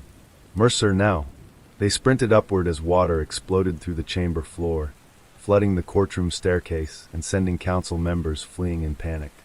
Marble flooring cracked open as officers outside stormed the courthouse, arresting surviving conspirators as the spiral seating collapsed inward. Mercer and Reeves burst through the courtroom doors, just as emergency crews evacuated the building. Behind them, the courthouse floor collapsed into the tidal chamber below, sealing the spiral forever beneath thousands of tons of stone and seawater. The spiral falls. Outside, emergency floodlights illuminated the courthouse as helicopters circled overhead. Reeves stared at the collapsing building. She sacrificed herself. Mercer watched silently, or ended 2 centuries of blood. Sirens echoed across Greyhaven as surviving council members were dragged into custody. The Keeper network had collapsed, but the town now faced something far more dangerous. Life without its hidden protectors. The sun rose over Greyhaven for the first time in years without the bells. For generations, the town had woken to their sound, low iron chimes drifting across rooftops like an unspoken command. Children had learned to measure their mornings by it. Shopkeepers opened their doors to it. Families paused their conversations when it echoed across the hills. Now the silence felt louder than any bell. Emergency vehicles lined Greyhaven's narrow streets. Federal agents, forensic teams, and trauma counselors moved carefully through the town like cautious guests inside a haunted house that had finally been illuminated. The spiral had collapsed 3 days earlier, and with it, a legacy stretching back nearly 2 centuries had been dragged into the open. Detective Lila Mercer stood outside the town courthouse, watching reporters gather behind temporary barricades. Microphones, camera rigs, and satellite vans had transformed the quiet mountain town into the center of national attention overnight. Behind her, the courthouse doors remained closed for now. Inside waited the final hearing that would determine how Greyhaven would face the truth. Agent Daniel Klein stepped beside her, handing her a paper cup of coffee. "You ready?" he asked. Mercer stared across the square, where volunteers were removing the final bell from the old town tower. The heavy iron bell swung slowly as cranes lowered it toward a flatbed truck. "I don't think anyone is ready," she said. 3 days earlier, Mercer had walked through the underground spiral chamber for the last time. The chamber had stretched beneath Greyhaven like a hidden skeleton. Tunnels, ritual rooms, recording vaults, and the Keeper archive. Shelves filled with ledgers documenting every disappearance, every sacrifice, every selection made by the secret society known only as the Spiral. The Keeper legacy had begun in 1839. It was founded by 7 town elders who believed Greyhaven could only survive through balanced sacrifice. A doctrine claiming the town's prosperity depended on the controlled removal of chosen residents during cycles they called the renewal. At first, the selections targeted criminals, drifters, and outsiders. Over decades, the spiral expanded its reach. By the 20th century, it had become generational. Families were raised inside the belief system. Children inherited roles. Keepers were groomed from birth. Entire bloodlines were erased quietly to maintain the illusion of a peaceful, untouched town. Mercer had uncovered over 312 confirmed victims, and countless more unrecorded. The courthouse doors opened. A federal marshal nodded toward Mercer. "It's time." Inside, the main courtroom overflowed with residents, investigators, and survivors seated shoulder to shoulder. The air felt thick with grief and disbelief. At the center sat Evelyn Hale, the final keeper. Her gray hair hung loosely around her face, and her wrists remained bound in steel cuffs. She looked smaller than Mercer remembered, diminished without the spiral's power surrounding her. Yet her eyes still carried the cold certainty of someone who had believed she was protecting something sacred. Judge Ramirez addressed the courtroom. "This hearing concerns the dismantling of the clandestine organization known as the Spiral, its historical actions, and the accountability of surviving participants." A murmur spread across the room. Mercer stepped forward to the witness stand. She placed her hand on the Bible, swore the oath, and sat. "Detective Mercer," the judge said, "please present your findings." Mercer unfolded a thick binder, the Keeper archive summary. "For nearly 187 years," she began, "the Spiral operated as a hidden governance system inside Greyhaven. Its leadership structure rotated among selected families known as Keepers. Their authority was maintained through ritual selection, coercion, and systemic psychological control over residents. She paused, scanning the faces watching her. They believed they were preserving balance, she continued, but what they preserved was fear. Screens inside the courtroom illuminated behind her, displaying recovered ledgers and maps of the underground chamber. Gasps rippled through the crowd as names scrolled across the screen. Generations of missing residents, some listed as far back as the 1800s. Mercer turned another page. The spiral created three primary systems of control. The Bell Network, used to signal ritual phases and instill behavioral conditioning. The Selection Roster, a coded ranking system determining who would be sacrificed during renewal cycles. The Keeper Bloodline Protocol, grooming chosen families to sustain the organization through inherited loyalty. She closed the binder slowly. Greyhaven was never peaceful. It was maintained. The prosecutor stood next. Detective Mercer, how many active spiral members remain unaccounted for? 17 confirmed participants are under federal custody, Mercer replied. 42 individuals were identified as indirect collaborators, many under coercion or generational indoctrination. Do you believe the spiral can reform? Mercer hesitated. The room held its breath. No, she said finally. Not if the truth remains public. Evelyn Hale rose unexpectedly from her seat. I would like to speak, she said calmly. The courtroom erupted in protest. Judge Ramirez raised a hand for silence. You may speak briefly. Evelyn stepped forward, her chains clinking softly. You all believe we were monsters, she said, scanning the crowd. But Greyhaven thrived when other towns collapsed. We survived famine, economic ruin, war. The spiral preserved this town. A woman in the gallery shouted, You murdered our families. Evelyn turned toward her without flinching. We maintained order, she said. Mercer stood slowly. You erased people, Mercer replied, and convinced their neighbors to forget them. Evelyn met her gaze. Without sacrifice, she whispered, Greyhaven will destroy itself. Mercer stepped closer. No, she said quietly. Greyhaven will finally learn to live without fear. Evelyn Hale was sentenced to multiple life terms without parole later that afternoon. 16 remaining spiral leaders received federal charges ranging from conspiracy to first-degree murder. The courtroom emptied slowly, heavy with emotional collapse and fragile relief. Outside, Greyhaven's residents gathered in the town square as cranes removed the final bell from the tower. The mayor, newly elected only 2 days earlier, addressed the crowd. For generations, we were told these bells protected us, she said, her voice shaking. Today, we remove them not to forget our past, but to ensure it never controls our future. Applause rose, hesitant at first, then stronger. Some residents cried openly. Others stood frozen, struggling to process truths that dismantled their entire sense of identity. Later that evening, Mercer and Klein walked through the quiet streets. Do you think the town survives this? Klein asked. Mercer watched families placing candles along the sidewalks, memorial lights for the victims whose remains were still being recovered from the underground spiral chamber. Yes, she said. Why? Because they're choosing to remember, she replied. Near the town cemetery, survivors had begun building a memorial wall. Names carved into stone stretched across multiple slabs, rows upon rows of the lost. A young boy placed a candle beneath one name and stepped back beside his mother. Mercer read the engraving.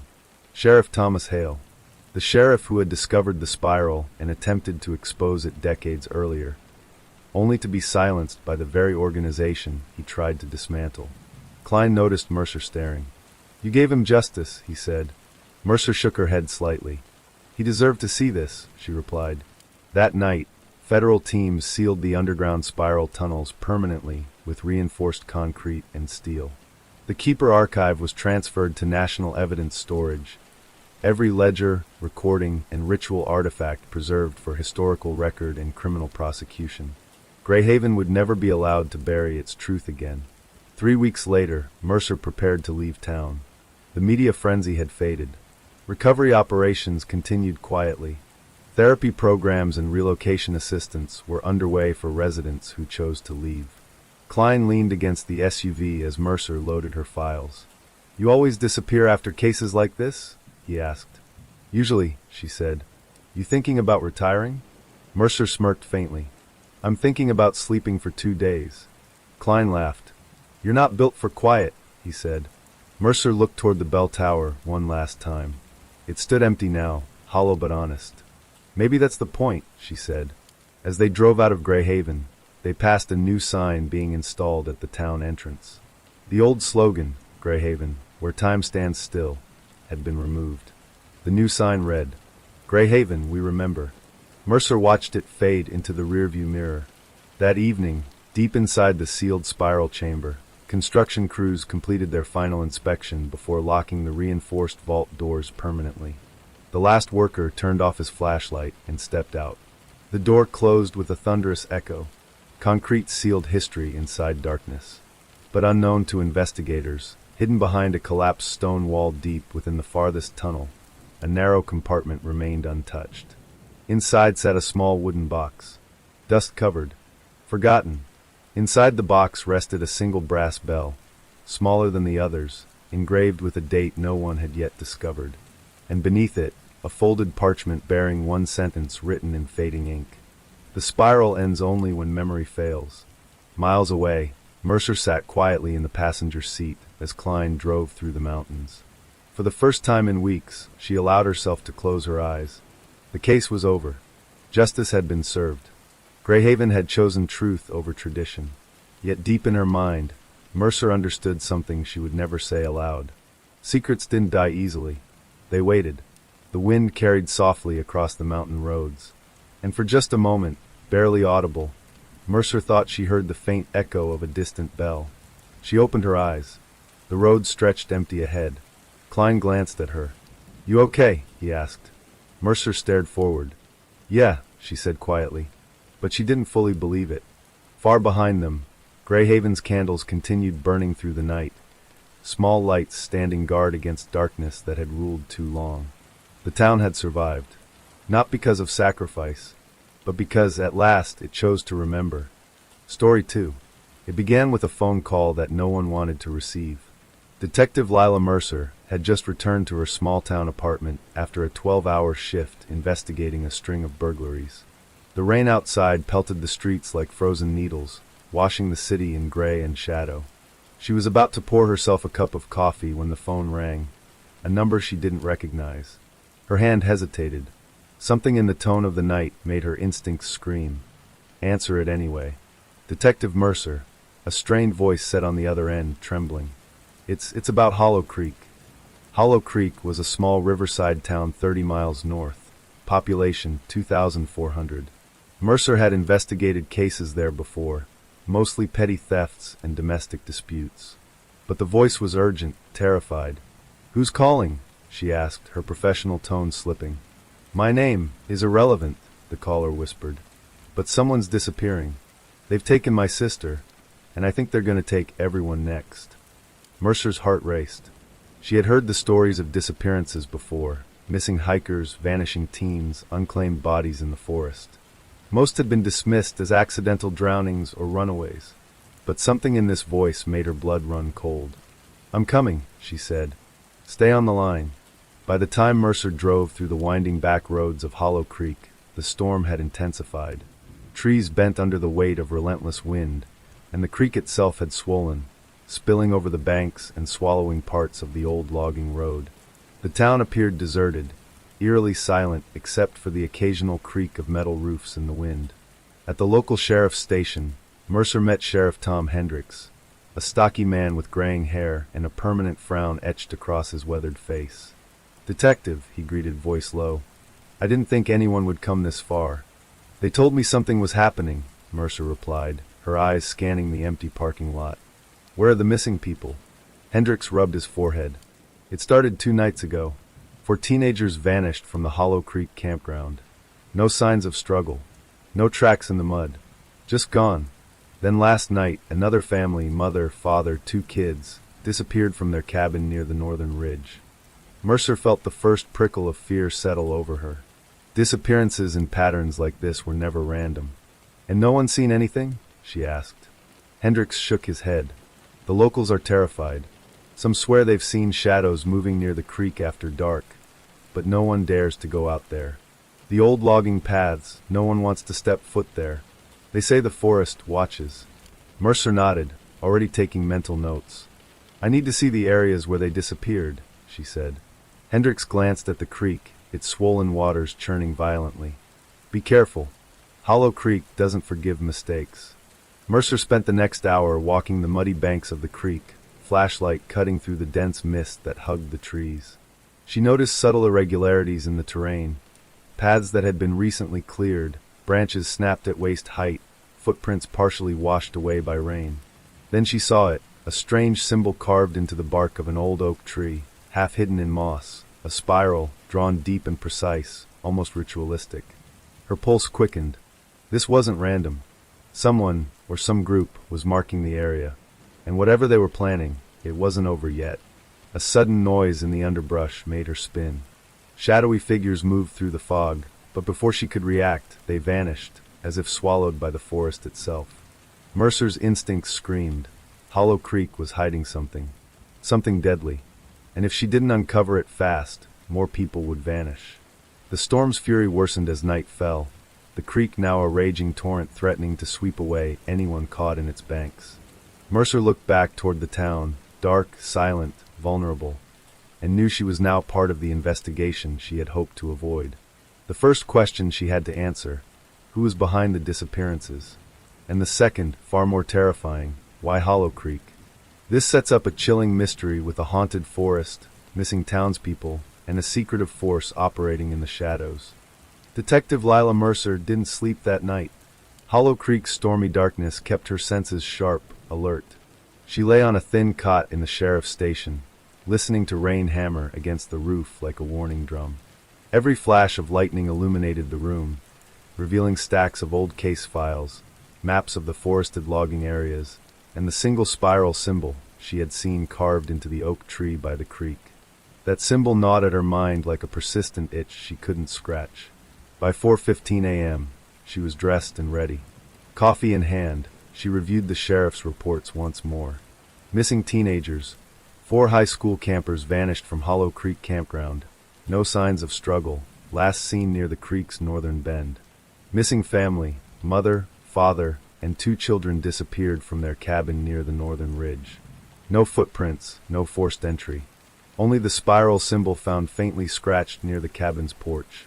Witness reports, shadowy figures in the forest, untraceable paths, strange sounds at night, whispers among locals of watching trees and the hollow. Mercer traced a finger along the map. The disappearances formed a rough spiral pattern when she connected the dots, starting from the northern ridge, moving toward the creek, and extending into the abandoned logging paths near the old mill. She frowned. The pattern was deliberate. It wasn't random. She turned to Sheriff Tom Hendricks, who was still half asleep in his chair, a mug of cold coffee clutched in his hand. "This isn't natural," she said flatly. 14 people vanish in less than 48 hours, all within this spiral-shaped corridor, and we're supposed to believe the forest swallowed them. Hendricks shook his head. "I don't know what to tell you. I've lived here all my life. Some of the older folks talk about Hollow Creek like it's alive, like it chooses who stays and who disappears." Mercer raised an eyebrow. "And you? I've stayed alive this long," he said grimly, "by not getting too close." Mercer's gut told her that explanation wouldn't suffice. She needed more. Evidence. Patterns. Something solid. By first light, Mercer and Agent Daniel Klein had set out toward the northern ridge. The storm had passed, leaving Hollow Creek damp and foggy, with clouds clinging low over the trees. The logging paths were slippery, the mud sucking at their boots with each step. The town behind them was still empty, the few residents who remained huddled inside their homes, peeking through rain-smeared windows. Mercer carried a GPS unit, a flashlight, and a small notebook. Klein carried a camera, tape measure, and a portable digital scanner to detect unusual magnetic or thermal activity. "This spiral symbol," Klein said, pointing to Mercer's notebook. "You think it's connected to the disappearances?" "I know it is," Mercer replied. "It's showing up at each location. Campground, family cabin, even near that abandoned mill foundation. Whoever's doing this is marking their territory." Klein frowned. "Territory for what? Hunting humans?" Mercer didn't answer immediately. She squinted toward the dense tree line. patterns weren't always obvious at first glance. Sometimes you had to trace the chaos, like connecting stars in a night sky. "The spiral," she whispered. "It's not just a symbol. It's a path." Klein looked at her. "A path?" "Yes," she said, kneeling in the mud. "It starts small, near the northern ridge, then expands in widening loops. The victims vanish along this path. Whoever or whatever is taking them is guiding them, or us, along it." Klein's face tightened. "So we're walking into their design?" "Exactly." They reached the first marked location, a clearing near the creek where the 4 teenagers had last been seen. The ground was soft and muddy, churned by heavy rainfall, but Mercer noticed subtle irregularities, faint footprints that seemed almost deliberate, leading into the forest, then vanishing completely near a large boulder shaped like a fallen log. "Here," she said, kneeling beside a half-buried metal object. She brushed mud away to reveal a small brass bell, tarnished and engraved with initials, the first letters of the teenagers' names. Klein's voice dropped. "A bell." Mercer's lips pressed into a thin line. "They're leaving markers like breadcrumbs, or warnings." A flash of lightning illuminated the dense trees beyond. Mercer's eyes caught a flicker of movement, a shadow darting between the trunks. She tensed, signaling for Klein to stay quiet, but when she stepped closer, it was gone. "Someone's here," she murmured. Klein shook his head. "No one is here. The forest is empty." But Mercer knew better. Hollow Creek didn't leave anything truly empty. Shadows moved where no one walked. Following the trail, they moved deeper into the forest, noting each spiral symbol etched into trees or scratched into rocks. Some were small, barely visible. Others were large, bold, almost ceremonial. The more symbols they found, the more Mercer noticed subtle changes. The spirals seemed to grow increasingly precise the deeper they went, as if someone was guiding their route or taunting them. By midday, the trail led to the abandoned logging mill. Its roof had partially collapsed decades ago, and the surrounding area was overgrown. Mercer stepped cautiously through the broken doorway, flashlight revealing rotting machinery and rusted conveyor belts. Inside, the spiral symbols covered the walls, the floor, and even the ceiling beams, painted in dried mud and ash.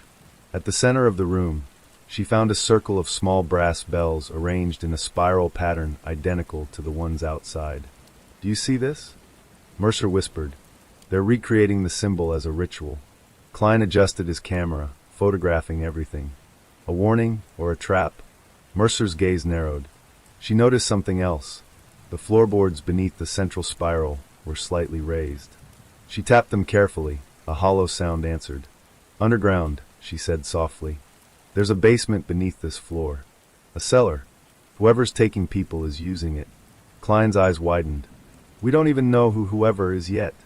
Mercer knelt and brushed mud off a nearby pulley system. "It doesn't matter. Whoever is behind this has planned it carefully. They're organized, precise. And the spiral pattern? It's more than a symbol, it's a map." By late afternoon, they had documented the spiral's progression. Each mark, each bell, each carving formed a lattice of routes crisscrossing the forest, always converging at one central location.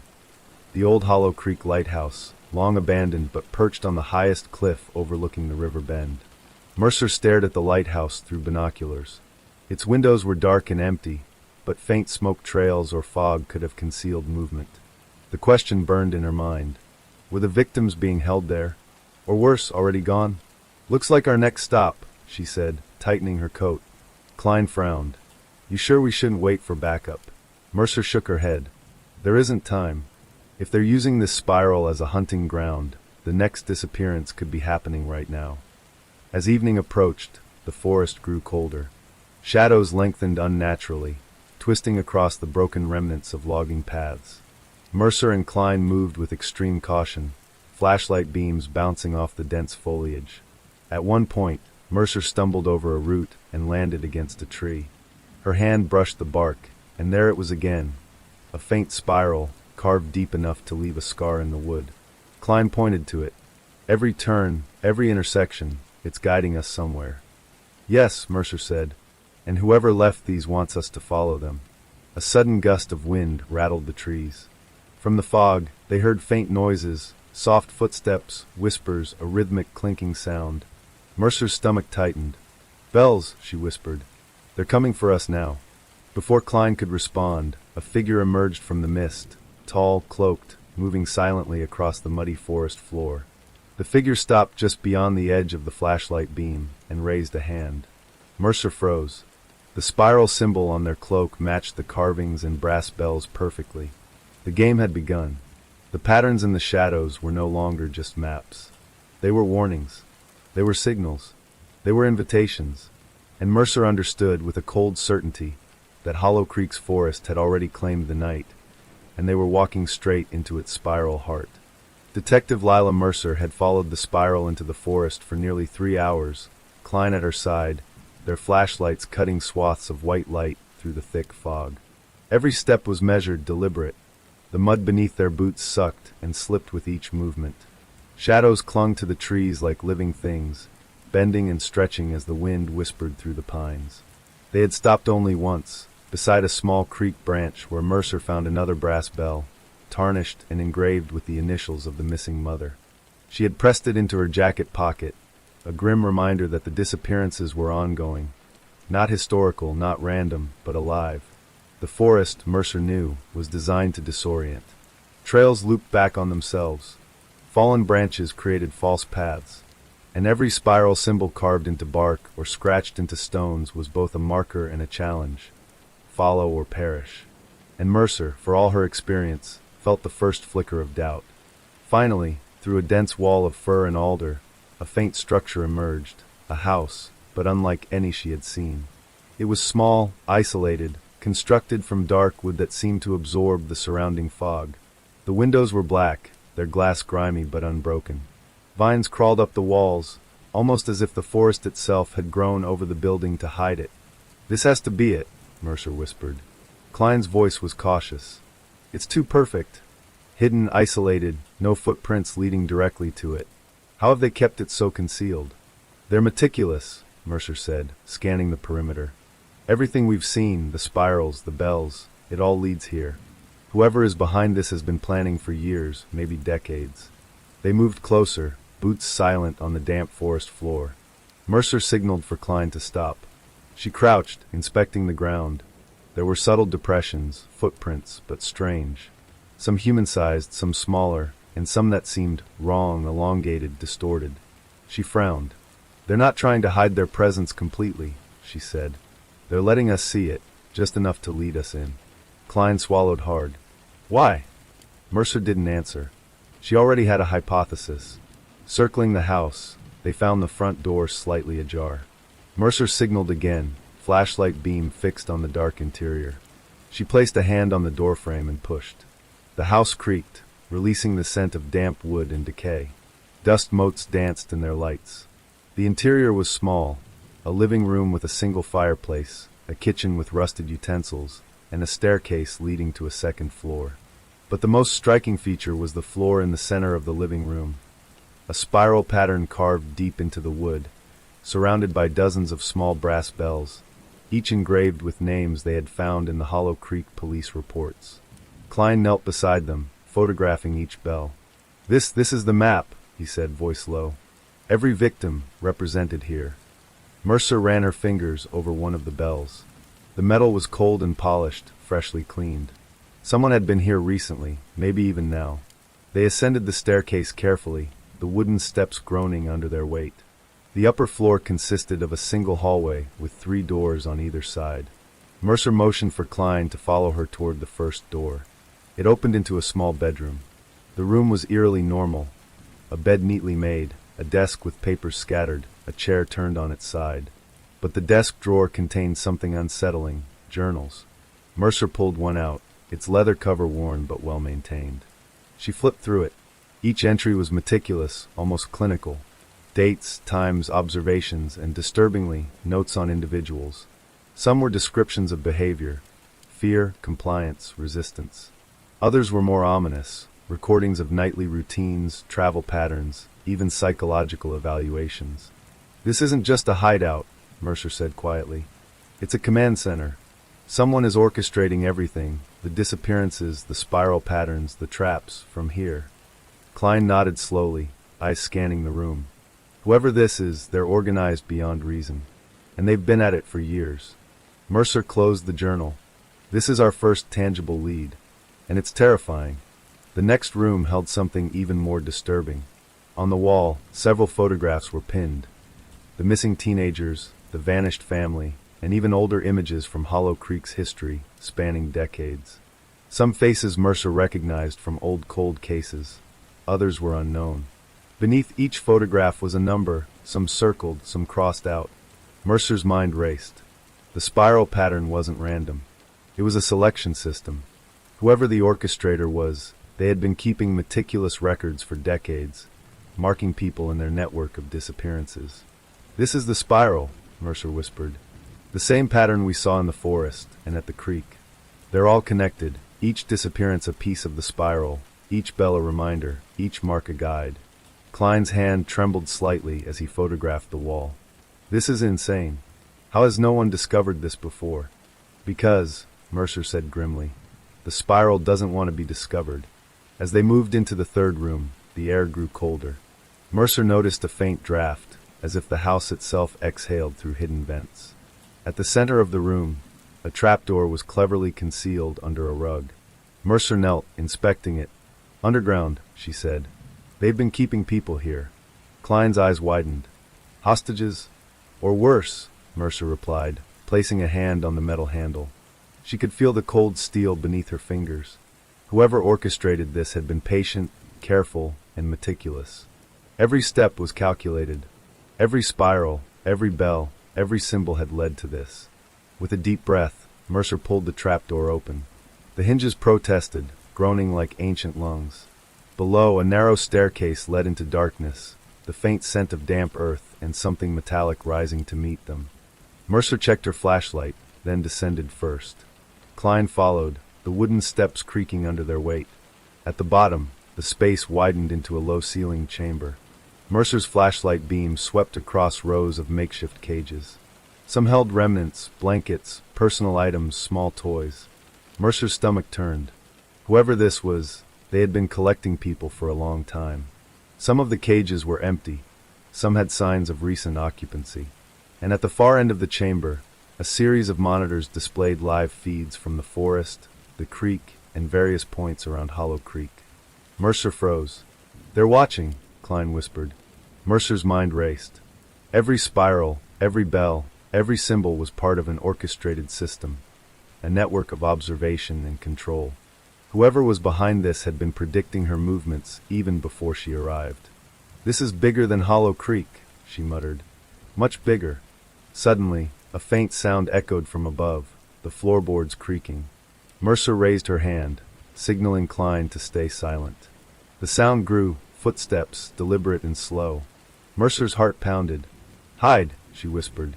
They ducked behind one of the cages. Through a narrow gap, Mercer saw a figure descending the stairs. Cloaked in black, their face obscured, the person carried a small leather satchel. They moved to the center of the chamber, kneeling beside the spiral of bells, and began inspecting each one meticulously. Mercer's pulse raced. The spiral orchestrator was here, and they hadn't noticed her, yet. She whispered to Klein, "We need evidence. Photos, journals, anything we can use to identify them. But we have to be careful. One wrong move and..." A bell clinked. The figure froze, slowly lifting their head. Mercer held her breath, heart thundering. Then the lights from the monitors flickered. One of the cameras outside had been triggered. The orchestrator stood abruptly, reaching for something. Mercer knew in that moment that their time to hide was over. This wasn't just a hidden house. It was a trap, and they had walked straight into it. Outside, the storm clouds rolled back in over Hollow Creek. The forest seemed to tighten around the house, the shadows long and alive. Somewhere deep in the trees, another bell rang, soft, deliberate, and chilling. Mercer realized with cold clarity, this was only the beginning. The spiral's network was active, precise, and lethal, and the next step in the investigation would take them deeper into its heart. The forest had claimed the night, and now it had claimed her attention completely. Detective Lila Mercer sat at the sheriff's station long after midnight. The journals and photographs from the hidden house spread across the table like a grim mosaic of Hollow Creek's darkest secrets. Each page, each image, Each bell she had collected in the forest contributed to one undeniable conclusion. The spiral was not merely a pattern in space, but a pattern in time. Klein leaned back in his chair, rubbing his temples. I've been staring at these maps and this timeline for hours, Lila. And I still don't understand how anyone could orchestrate all of this. Decades of disappearances, all converging in this town. His voice trailed off. Mercer didn't respond immediately. Her mind was tracing lines between dates, locations, and victims' names. She had noticed something earlier. The way the spiral symbols in the forest and the house aligned, not only geographically but temporally. Each disappearance was spaced at seemingly random intervals, yet patterns emerged when plotted along a timeline stretching decades back. "Look at this," she said finally, pointing to a chart she had painstakingly drawn. The first documented disappearance was 1953. Then one in 1962, 1971, 1980, 1989, 1998, 2007, 2016, and now 2025. Klein raised an eyebrow. "So roughly every 9 years?" "Not exactly," Mercer said, "but there is a rhythm, almost like cycles. Each wave of disappearances grows in frequency and intensity. The spiral is a repeating system, and the current orchestrator is accelerating it." Klein leaned forward. "You really think it's a family legacy? A generational network?"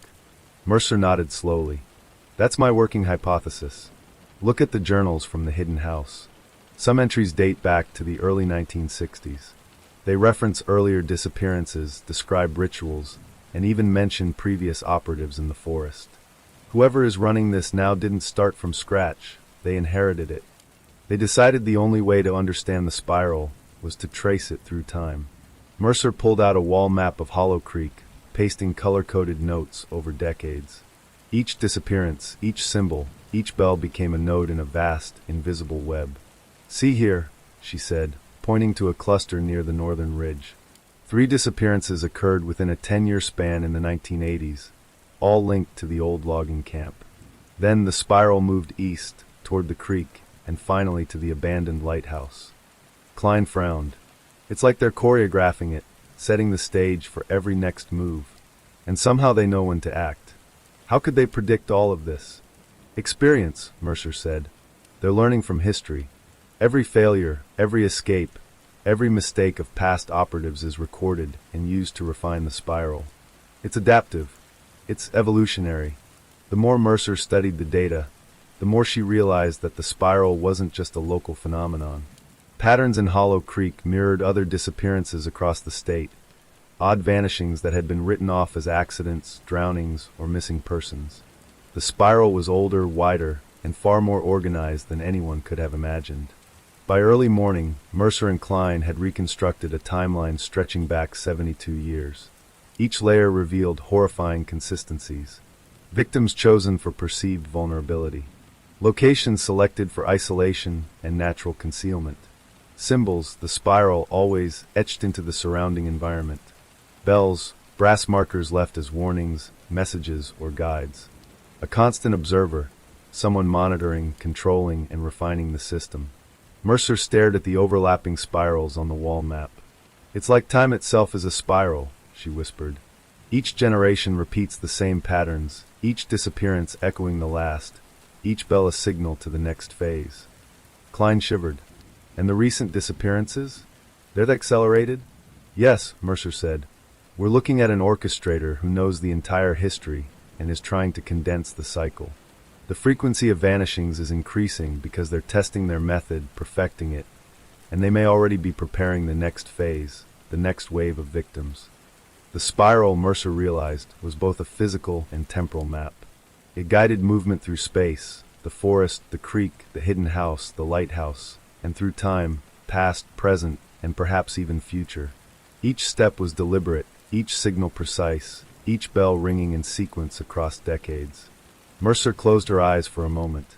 The full scope of Hollow Creek's nightmare became clear.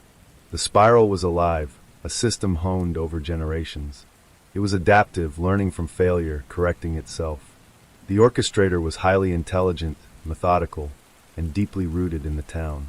"And we're just seeing one part of it," Mercer muttered. Klein leaned over. "What do we do?" How do we catch something like this? Mercer opened her eyes, determination hardening her features. We follow the spiral to its source. Every symbol, every bell, every mark is a clue. If we can understand the sequence, the rhythm, we can anticipate the next move. We can intercept it before more people vanish. The next lead came from the journals. Mercer had noticed recurring mentions of a location called the Heart, always capitalized, always referenced with reverence and fear. It wasn't on any map, and references were vague. But when she overlaid the spiral patterns on the town map, a location emerged, the abandoned lighthouse at the cliff's edge overlooking the swollen creek. Klein frowned. You think that's where they keep the victims? Or where they conduct their rituals, Mercer said. Either way, that's our target. Before heading to the lighthouse, they decided to visit the only surviving family of the recent disappearances, the siblings of the teenagers who vanished from the campground. The siblings were sheltered in a safe house provided by the state. The room smelled faintly of antiseptic. The two teenagers, Emily and Jack, were pale, frightened, but unharmed. Mercer knelt beside them. We're here to help, she said gently. We're trying to understand what happened to your friends. Can you tell me anything unusual you noticed in the days before they disappeared? Emily's eyes were wide, trembling. The forest, it was watching. We saw figures sometimes, shadows moving between trees, but when we tried to look closer, they disappeared. And there were bells, brass bells. We found one near the creek. It rang even when the wind didn't blow. Jack nodded, clutching a blanket. And the spirals, carved into trees. Everywhere we went. We didn't understand them at first. Mercer exchanged a glance with Klein. This confirms the pattern, she said softly. The orchestrator is using symbols and bells to guide or manipulate their victims. And now we know the sequence, the spiral of time. Each disappearance isn't isolated. It's part of a continuous, growing cycle. By afternoon, Mercer and Klein had returned to the forest, moving toward the cliffside lighthouse. The sun was low, the fog rolling off the swollen creek like a ghostly tide. Every spiral symbol along the path reinforced what Mercer had learned. The orchestrator wanted them to follow, to see the pattern, to understand its logic. The final climb was treacherous. Rocks slick with rain, hidden roots threatening to trip them. Mercer felt the weight of history pressing down. The missing victims, the generations of spiral operatives, the legacy of terror embedded in Hollow Creek's soil. When they finally reached the lighthouse, it loomed over them like a sentinel of fear. Its walls were streaked with age, windows dark, but the door stood slightly ajar. The faint echo of bells, almost imperceptible, seemed to resonate from within, matching the rhythm of the forest spiral. Mercer checked her flashlight and gun. Klein did the same. This is it, Mercer whispered. The center of the spiral. Time and space converge here. And inside, we're going to find everything we need, or nothing at all. But either way, we're walking straight into the orchestrator's domain. A gust of wind rattled the lighthouse door. The faint clinking of brass reached their ears again, almost melodic, almost welcoming. Mercer swallowed, heart pounding. The spiral of time was no longer abstract. It was real, immediate, and lethal. And the next step would decide who would survive Hollow Creek's dark legacy, and who would vanish into it. Detective Lila Mercer stood before the lighthouse, the so-called Tower of Judgment, its weathered walls towering over the cliffside like a silent executioner.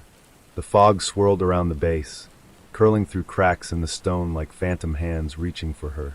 Mercer's pulse quickened.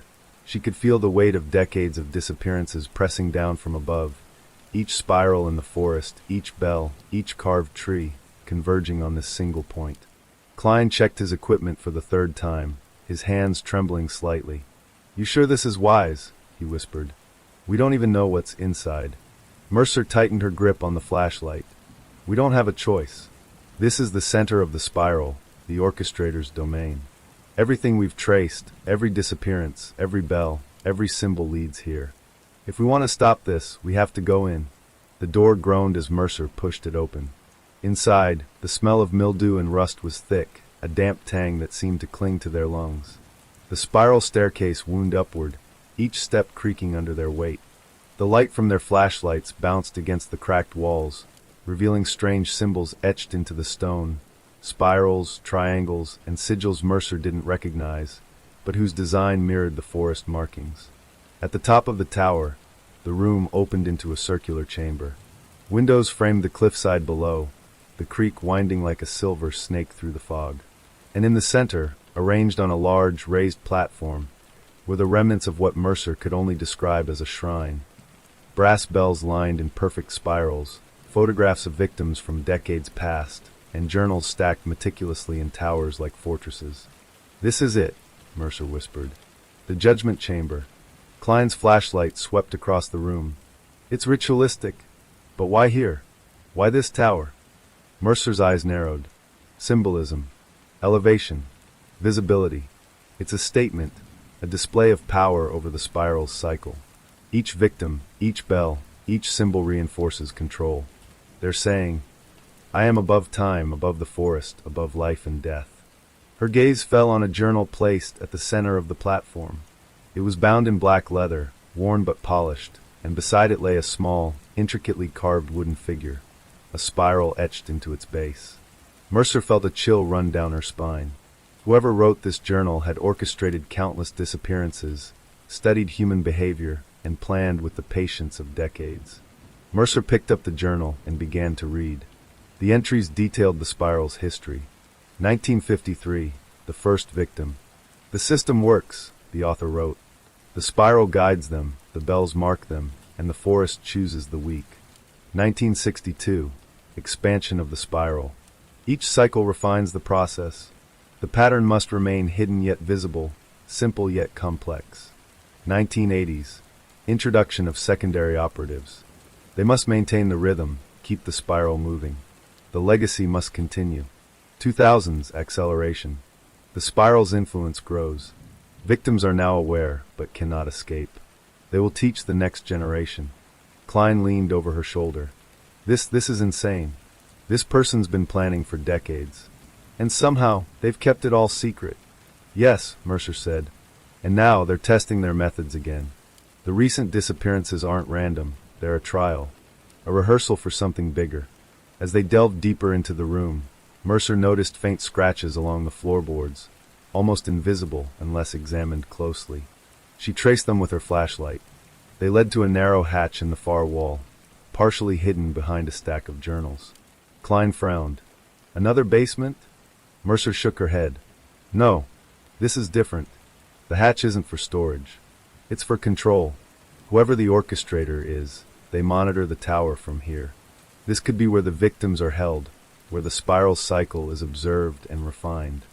Carefully, Mercer lifted the hatch. A narrow passage descended into darkness, the smell of damp earth and something metallic hitting them immediately. She lowered herself first, Klein following closely behind. The air grew colder, heavier, the silence pressing against their ears. At the bottom, the chamber opened into a subterranean room, a perfect circle carved into the cliff itself. And at the center, a series of cages lined the perimeter.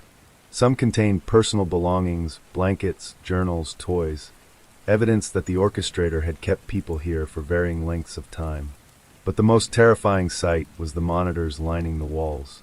Screens displayed live footage of the forest, the creek, the lighthouse exterior, and even the logging paths. Mercer's stomach tightened. "They're watching," Klein whispered. "Yes," Mercer said. "Every move we've made, every step along the spiral, has been observed. And now they're testing us."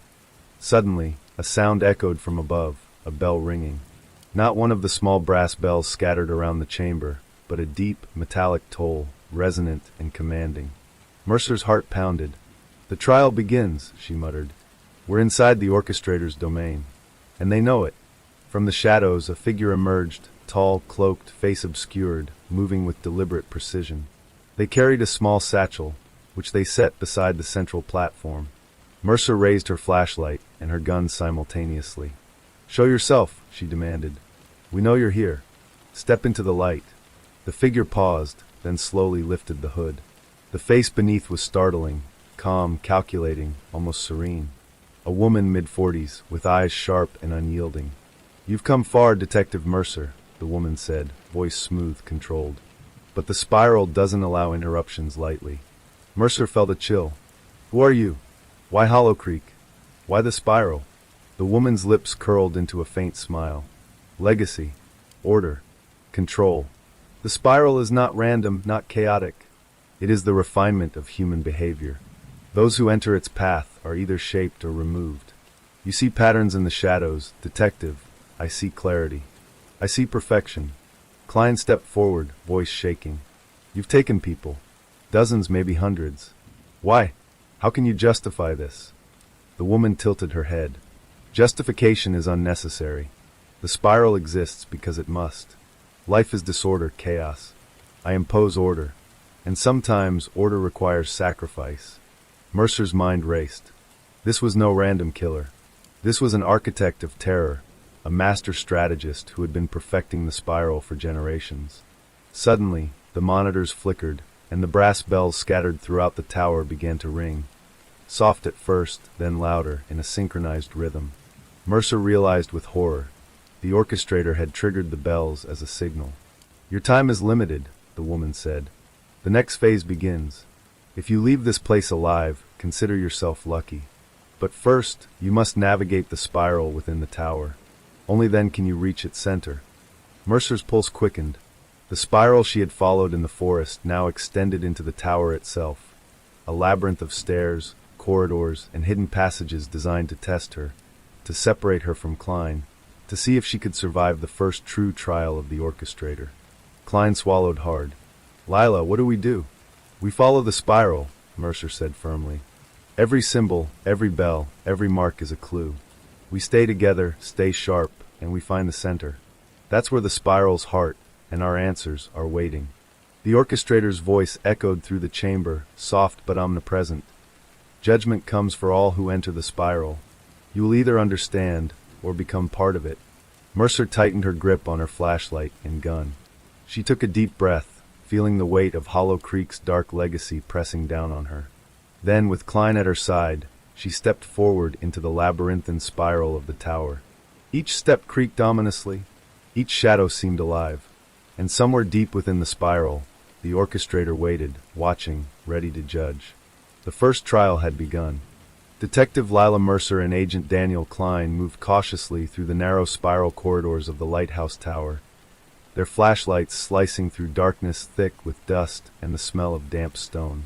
Every step echoed ominously, amplified by the circular chamber's walls. The orchestrator's voice still reverberated in Mercer's mind. Judgment comes for all who enter the spiral. You will either understand, or become part of it. Mercer's eyes scanned every symbol etched into the walls. The spiral motifs in the tower were more intricate than any she had seen in the forest or the hidden house. They weren't just guides, they were warnings. These aren't random, Mercer whispered to Klein. Each spiral here corresponds to a trial, a test. Whoever designed this tower knows exactly how humans think, how they panic, how they fear. Klein swallowed hard, gripping his flashlight like a weapon. I feel like we're walking into a death trap. There's no way out if something goes wrong. Mercer didn't respond. Her mind was racing. Every symbol, every bell, every journal entry hinted at a legacy that extended beyond the town itself. Hollow Creek wasn't just a location. It was a microcosm of a system, a network of secrets and silent complicit actors spanning generations. The first challenge appeared almost immediately. Mercer and Klein reached a small chamber where the floorboards were uneven. As Mercer stepped forward, one board collapsed, revealing a hidden pit lined with spikes. She barely leapt back in time, grabbing the edge of the remaining floor. Booby traps, Klein whispered, his voice tight. She set this place to kill intruders. Yes, Mercer said, breathing heavily. The spiral isn't just a path. It's a weapon. Whoever orchestrated this expects us to fail. Carefully, they traced a safer route around the collapsed floorboard. Mercer's eyes caught something odd, scratches along the walls that didn't resemble the spiral symbols. They were tiny markings, almost imperceptible, leading to a loose panel in the corner of the room. She pried it open, revealing a narrow passage that sloped downward. Inside were old newspapers and photographs dating back decades. Articles about disappearances, obituaries of people who had vanished without explanation, and photographs of Hollow Creek residents, many of whom were still alive. Klein's face went pale. Why would she have this? Are these potential victims? Mercer shook her head. Not victims yet. Participants. The orchestrator doesn't just take people randomly. She selects, grooms, and manipulates them. Look here. She pointed to a photograph of a local man from the 1970s. He's marked with a symbol. That's the spiral mark. He was part of the system, probably an operative. She uses the same people to maintain the spiral across generations. Klein frowned. You mean the townspeople are involved? Yes, Mercer said grimly. The spiral has supporters, co-conspirators. Some fear her, some obey her for power, some are too weak to resist. Hollow Creek isn't just a town. It's a network of compliance and complicity. And that's the deadly secret. Following the passage further, they descended into a hidden cellar beneath the lighthouse. Here, the air was thick with the metallic tang of rust and something else, decay. Mercer's flashlight illuminated rows of old crates, each marked with a spiral and a date. Some contained personal effects of the missing. Others held journals, small brass bells, and tools used to carve the symbols in the forest. This is her arsenal, Mercer said quietly. She's preserved evidence, keeps records, and uses it to refine the spiral. Klein frowned. And she's been doing this for decades. How have authorities never caught on? Because the town protects her, whether willingly or out of fear, Mercer said. Some of the older families have known about the spiral for generations. They pass down instructions, warnings, and loyalty to the system. Hollow Creek citizens are the system's lifeblood. As Mercer spoke, she noticed a small alcove at the far end of the cellar. Inside, hundreds of small envelopes were stacked neatly, each labeled with a date and a name. Mercer picked one up. The name was familiar, a child who had vanished from the creek 20 years ago. She opened it, revealing letters, drawings, and a small diary page describing the child's final days before being taken. They document everything, Klein said, voice barely audible. Every person, every reaction, she watches and records them. Yes, Mercer said grimly, and the spiral grows stronger with each observation.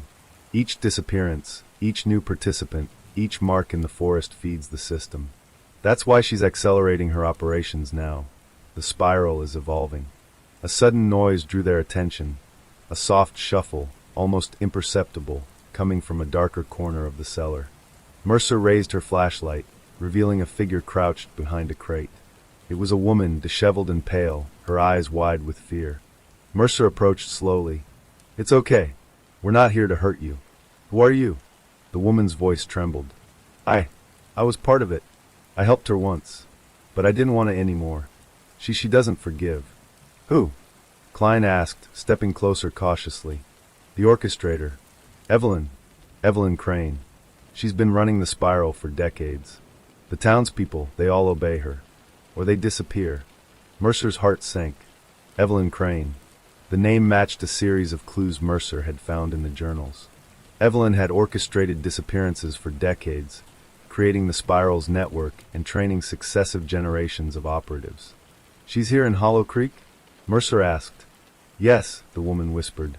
She watches, she controls, she knows every secret. And she's preparing something. A new phase. More disappearances. Mercer exchanged a grim look with Klein. We need to stop her. Now. The woman, whose name was revealed as Margaret, guided them through a hidden door leading into the forest. There's a path, she said. It's how she brings new people into the spiral. If you follow it, you'll reach her location. But she's prepared for intruders. Many who follow the path never return. Mercer nodded. We have no choice. If we want to save the next victims, we have to move. As they stepped into the forest, the spiral symbols reappeared, carved into trees, scratched into rocks, and marked with fresh mud. Mercer realized something terrifying. Evelyn had anticipated their pursuit. The spiral was a living system, and now it was testing them. The forest seemed alive, each shadow moving as if aware of their presence. Bells rang faintly in the distance, a rhythmic chime that seemed to echo from every direction at once. Mercer felt the pressure of history, every disappearance, every operative, every ritual pressing down on her. The spiral had watched them, led them here, and now it was observing their every move. As dusk approached, Mercer and Klein found themselves at the edge of the clearing where the orchestrator frequently conducted her operations. A series of logs had been arranged in a circle, with spiral symbols etched into each one. Mercer's eyes scanned the ground. Fresh footprints led to the center, where a single brass bell lay, glinting in the fading light. "This is it," Mercer said. "The center of the spiral's operations. The hub. This is where Evelyn orchestrates everything." Klein looked around nervously. "And the trap?" Mercer's gaze hardened. "Every step we've taken has been a trap. But now, we have the evidence, we have Margaret's help, and we know the layout. We can anticipate her moves." She picked up the brass bell. Its chime echoed through the clearing, sharp and clear. Mercer felt a shiver run down her spine. The spiral had marked her. It had noticed her. And now, the next phase of the hunt, the confrontation with Evelyn Crane, was inevitable. As night fell over Hollow Creek, the forest seemed to close in around them. Shadows stretched unnaturally, wind whispered like voices from the past, and somewhere in the darkness, the orchestrator watched, waiting, calculating. Mercer realized with grim clarity, Hollow Creek's deadly secret wasn't just Evelyn Crane. It was the town itself, the network she had built, the generations of compliance, and the living spiral that would continue unless they stopped it. And Mercer knew. The next confrontation would not just be about survival. It would be about exposing the full truth and ending the spiral once and for all. The town's deadly secret was about to be revealed. Detective Lila Mercer crouched behind the thick trunk of an ancient pine as the forest around her seemed to hold its breath. The fog had thickened, curling through the underbrush like a living entity, hiding both danger and the path forward. Beside her, Agent Daniel Klein adjusted his flashlight, the beam cutting through the gray mist but barely revealing what lay ahead. Margaret, the former operative who had guided them, whispered urgently, "She's here. Evelyn Crane. I can feel it. She knows you're coming." Mercer's jaw tightened. After decades of disappearances, decades of manipulation, and decades of silence, they were finally here. Evelyn Crane, the architect of the spiral, the woman who had orchestrated Hollow Creek's nightmares, was no longer a shadow on paper, no longer just a name in journals. She was real, standing somewhere beyond the fog, waiting for them. They approached the clearing that Margaret had described. The ground was littered with brass bells, arranged in spirals that mirrored the symbols they had followed through the forest and into the tower. Each bell seemed to emit a faint, vibrating hum, resonating through the soles of Mercer's boots. "The spiral's alive," Mercer muttered. "It's not just a series of symbols. It's a system, and these bells are its nodes, its heartbeat." Klein scanned the area, eyes narrowing. "And Evelyn is the heart of it." Mercer nodded. "Exactly. And hearts are dangerous when cornered." From the shadows emerged a figure, tall, elegant, with a grace that belied the malevolence she carried. Evelyn Crane's eyes glinted in the dim light, sharp and calculating, and her expression held neither fear nor surprise. She had been expecting them. "Detective Mercer." "Agent Klein," Evelyn said, her voice calm, controlled. "I've been waiting for you." Mercer stepped forward, flashlight in one hand, gun in the other. "You've terrorized this town for decades, Evelyn. The spiral ends tonight." Evelyn smiled faintly. "The spiral cannot end. It is a cycle, an inheritance, a living structure. You see patterns and shadows. I see purpose, order. And I have built something far greater than you can comprehend." Klein spoke cautiously. "People have vanished, families destroyed. How do you justify this?" Evelyn's eyes darkened. "Justification is irrelevant. The spiral exists because disorder exists. Life is chaos, and chaos must be refined. Some pay the price, others learn the lesson. This is the order of things." Mercer's mind raced. For decades, the spiral had shaped Hollow Creek. Every disappearance, every bell, every symbol had been a calculation, an experiment in control. Evelyn's reach was vast, her influence woven into the town's very structure. The spiral wasn't just hers, it was the town's, and the town was hers. "You've manipulated generations," Mercer said. "How many people have you forced into your system?" Evelyn gestured gracefully to the clearing. "More than you can count, fewer than you fear. And soon a new phase begins. The spiral accelerates." Mercer's stomach tightened. "New phase? That means more disappearances." "Yes," Evelyn said simply. "And you're standing in its path. The question is, will you survive?" Without warning, the bells around the clearing began to chime, soft at first, then louder, each tone perfectly sequenced. Mercer realized with horror, This wasn't just auditory. The bells were triggers connected to hidden mechanisms in the clearing. Steel wires ran between them, partially buried in the soil, leading toward pressure plates and concealed traps. Klein stepped back. She's rigged this place. Every step could be a trap. Margaret whispered urgently. Follow the spirals, not the ground. Trust the pattern. She wants you to fail. Mercer nodded. Each spiral symbol carved into the surrounding trees, and logs formed a path through the traps. Every step along the spiral was deliberate. Mercer's pulse quickened as she followed the pattern, Klein close behind, Margaret guiding them with quiet precision. The clearing narrowed into a wooden platform elevated above a pit. The brass bells continued to chime, their resonance growing louder, echoing through the forest. Mercer noticed chains dangling from the platform's edges and ropes tied to hidden pulleys. The orchestrator had prepared contingencies for every possible move. This is it, Mercer whispered. The tower's spiral converges here. The center, the hub of her operations. Evelyn's voice echoed again, soft but commanding. Step carefully. The spiral is a living thing. One wrong move, and it consumes you. Mercer and Klein moved forward, analyzing every rope, chain, and bell. They had already seen what Evelyn could do. Traps in the tower, hidden chambers, the orchestration of decades of disappearances. They could not underestimate her. As they approached the center, Mercer's eyes caught something unexpected. A series of photographs displayed in chronological order. They were images of Hollow Creek residents across generations, each marked with a spiral symbol. Some were deceased, some missing, some still living but altered in subtle ways. Fear in their eyes, obedience in their posture, compliance in their gestures. She's been molding this town for decades, Klein whispered. Each person a piece of her design. Yes, Mercer said grimly. Each disappearance, each bell, each spiral, it's all part of her experiment. The spiral isn't just about control, it's about transformation. And she's perfected it over generations. Suddenly, Evelyn moved closer, stepping onto the platform with a grace that was both chilling and commanding. Detective Mercer, Agent Klein, she said, voice calm but imbued with authority.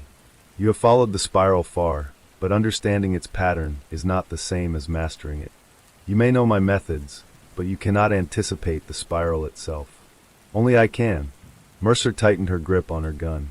We know enough to stop you. The spiral ends tonight, Evelyn. Evelyn's smile widened, almost amused. Ends? No. The spiral is eternal. And yet, you may prove interesting. Let us see if you survive its next trial. With a swift motion, she pressed a hidden lever. The platform beneath Mercer and Klein shifted, tilting dangerously. Bells clanged violently, chains rattled, and sections of the platform gave way, revealing concealed pits lined with spikes.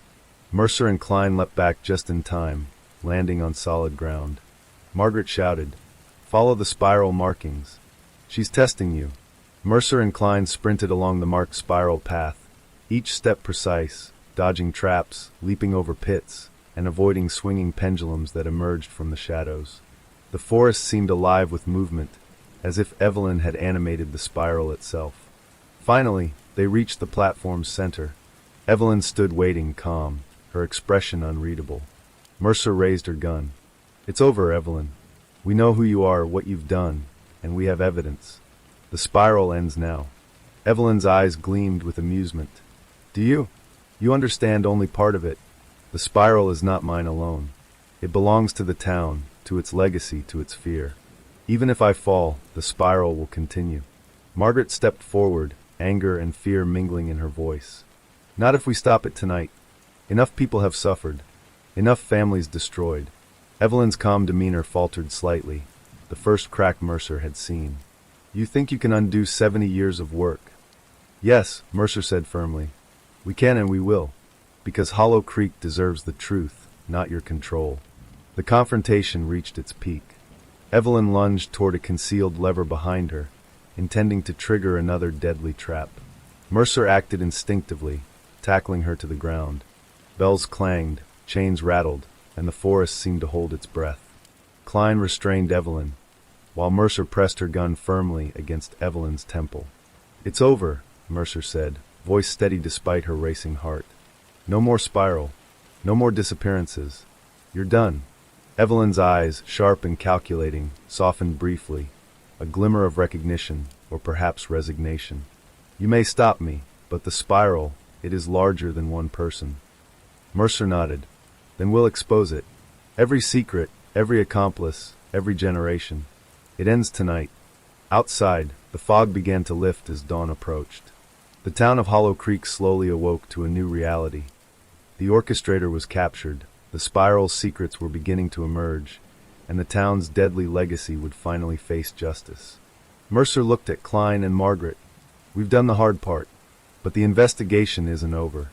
Hollow Creek has a long history of complicity. We need to uncover everyone involved and dismantle the spiral completely. Klein nodded. And we will. This town won't control its fear any longer. Mercer's gaze shifted to the lighthouse, the tower of judgment looming behind them. It had been the center of decades of terror, but now, with the orchestrator exposed, the spiral's influence could be broken. For the first time, Mercer allowed herself a brief moment of relief. The spiral had a name. Its architect had a face. And justice, finally, was within reach. Detective Lila Mercer and Agent Daniel Klein emerged from the lighthouse tower into the gray dawn, the fog still lingering over Hollow Creek like a shroud. The tower of judgment loomed behind them, silent now, its spirals etched into the walls and floor like a testament to decades of terror. Evelyn Crane, the orchestrator of the spiral, was restrained in the back of a sheriff's vehicle, her calm demeanor unbroken despite her capture. But Mercer knew the spiral's grip on the town went far beyond one woman. We've caught her, Klein said, rubbing his eyes. But the spiral, it's bigger than we imagined. Mercer nodded. Exactly. Evelyn was the architect, but the mechanism itself is widespread. Hidden in the town, in families, in operatives trained over decades. If we're going to end this, we have to dismantle the final mechanism, the network that keeps the spiral alive. Margaret, the former operative guiding them, stepped forward. Her expression was grim. The spiral isn't just a series of disappearances. It's a system of control. Bells, spirals, rituals, they are nodes in a living network. Stop the orchestrator alone, and the system will continue. You have to dismantle every component. Mercer drew a deep breath. Then we start with the key locations. The forest paths, the hidden house, the lighthouse. Every spiral mark, every bell, every trap must be accounted for. They returned to the forest, the first rays of sunlight slicing through the mist. Mercer and Klein followed Margaret along the spiral-marked trails, each step a reminder of the danger that had stalked Hollow Creek for decades. The forest was eerily silent. Birds that had once flitted nervously among the trees now seemed to watch, their eyes tracking the investigators as if aware of the spiral's unraveling. Margaret pointed to a carved tree near the creek. Each of these spirals was a checkpoint. Bells were used to signal operatives. The spiral was constantly monitored, refined, and enforced. This is the first place you dismantle. Mercer nodded and began photographing the carvings, noting patterns, directions, and potential triggers.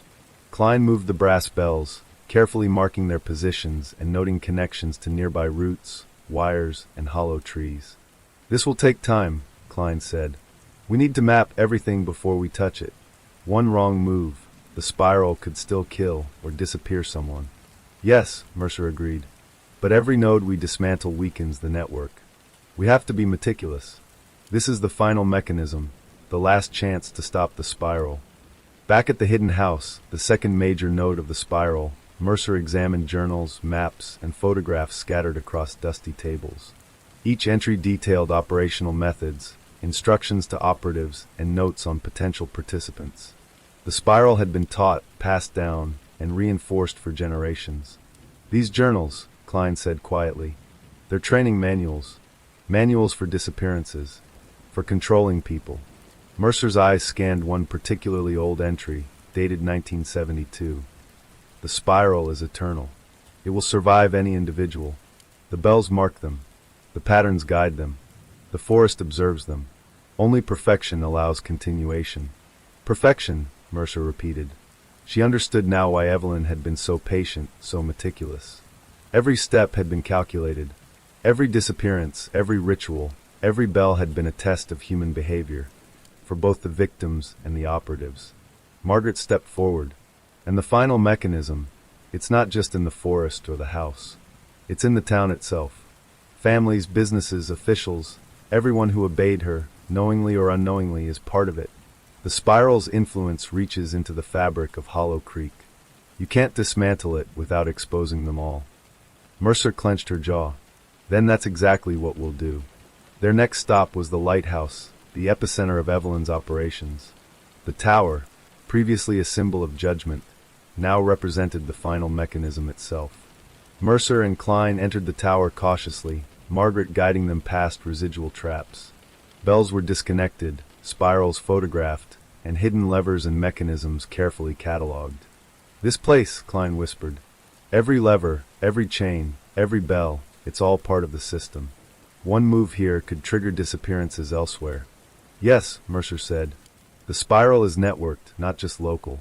Evelyn designed it so that disruption in one area would create chaos elsewhere. That's why we need precision." They began dismantling each trap methodically, using Margaret's knowledge of the spiral's design. Brass bells were removed and catalogued, chains disconnected, hidden levers blocked. Every spiral mark was documented, every journal cross-referenced with the forest patterns. The work was painstaking, exhausting, and dangerous. One misstep could trigger a secondary mechanism, leaving them trapped or worse. Hours passed, and the fog outside began to lift. Mercer felt the weight of decades of terror lifting slightly with each bell removed, each trap neutralized, each spiral accounted for. But the sense of finality eluded her. The spiral's influence was deeply entrenched. Even if the mechanisms were dismantled, the town's complicity remained. By evening, they had neutralized the primary nodes of the spiral, the forest, the hidden house, and the lighthouse tower. Margaret led them to the outskirts of Hollow Creek, pointing to several homes and businesses known to have been controlled or influenced by Evelyn. "These people," Margaret said, "they enforce the spiral silently. They're loyal, afraid, or corrupted. To end the spiral, you must expose them. The final mechanism isn't just physical, it's human." Mercer nodded. "Then we start with evidence. We've documented everything, journals, photographs, traps, patterns. This is enough to indict operatives, collaborators, and enablers. Hollow Creek will finally see the truth." Klein looked over at her. "You think the town can survive it? Once people know the depth of the spiral's influence?" Mercer's gaze hardened. "They have to survive it. They have no choice. Justice isn't just about punishment. It's about awareness. The town must confront its own complicity. Only then can the spiral be truly broken." Night fell over Hollow Creek as Mercer and Klein returned to the lighthouse tower one last time. Evelyn Crane was being transported to a secure facility, her calm demeanor unshaken. Mercer reviewed the catalogued evidence: spiral symbols, brass bells, hidden mechanisms, and detailed journals spanning decades. Every trap dismantled, every node neutralized. The spiral was no longer functional. Yet Mercer knew the spiral's true strength had always been human. Families, friends, and officials, all conditioned over decades to obey the system. Dismantling the physical traps was one step. Dismantling the culture of fear and complicity was another. Margaret placed a hand on Mercer's shoulder. "You've done what most thought impossible. The spiral's machinery is broken. But the town will take time to heal." Mercer nodded, her gaze shifting to the fog-laden horizon. "We'll be here to make sure they do. Hollow Creek deserves justice, closure, and the chance to reclaim their town." A final chime echoed from the distant hills, a lone brass bell, the last remnant of Evelyn Crane's spiral. Mercer felt a chill, knowing that while the mechanisms had been dismantled, the legacy of fear would linger. But for the first time in decades, Hollow Creek had a chance. The spiral's cycle was broken. The final mechanism had been neutralized, and the town's deadly secret, once buried in shadows, was exposed to the light. Mercer exhaled deeply, feeling the tension in her shoulders ease. The spiral was no longer a threat, but the work of ensuring justice and uncovering every hidden accomplice was just beginning. The battle wasn't over, but the spiral had been stopped, its clockwork of terror dismantled. For Mercer, Klein, and Hollow Creek, dawn signaled the first day of freedom. The morning sun broke weakly through the fog over Hollow Creek, casting pale light across a town still shaken by decades of hidden terror. Detective Lila Mercer stood in the town square with Agent Daniel Klein and Margaret, scanning the streets for signs of life. The spiral had been dismantled, the lighthouse tower neutralized, the hidden house cleared, the forest traps catalogued and disabled. But Mercer knew that Evelyn Crane's influence had penetrated deeper than physical mechanisms. It had lived in the people, the families, and the town itself. "This is it," Mercer said quietly. "The collapse begins now. We have the evidence, the witnesses, the operatives. It's time Hollow Creek faces the consequences." Klein frowned. "Consequences? You mean arrests?" Mercer shook her head. "More than arrests. Exposure. Public acknowledgement of decades of complicity. The town needs to understand how deeply the spiral reached before they can rebuild." Margaret stepped forward. "You're ready for what happens next?" Mercer's jaw tightened. "There's no choice. It has to happen." The first wave of the collapse began with the town council. Mercer and Klein, backed by state investigators, entered the council chambers. Evelyn's network had strategically placed loyal operatives in positions of authority, and the council was no exception. "You have evidence against you," Mercer said, addressing the shocked council members. "You've known about disappearances, you've enforced the spiral's rules, and you've kept silent. Every action, every omission, every mark of compliance is documented. The spiral ends today." The room erupted into disbelief. Some members tried to deny involvement, while others turned pale, unable to reconcile the truth.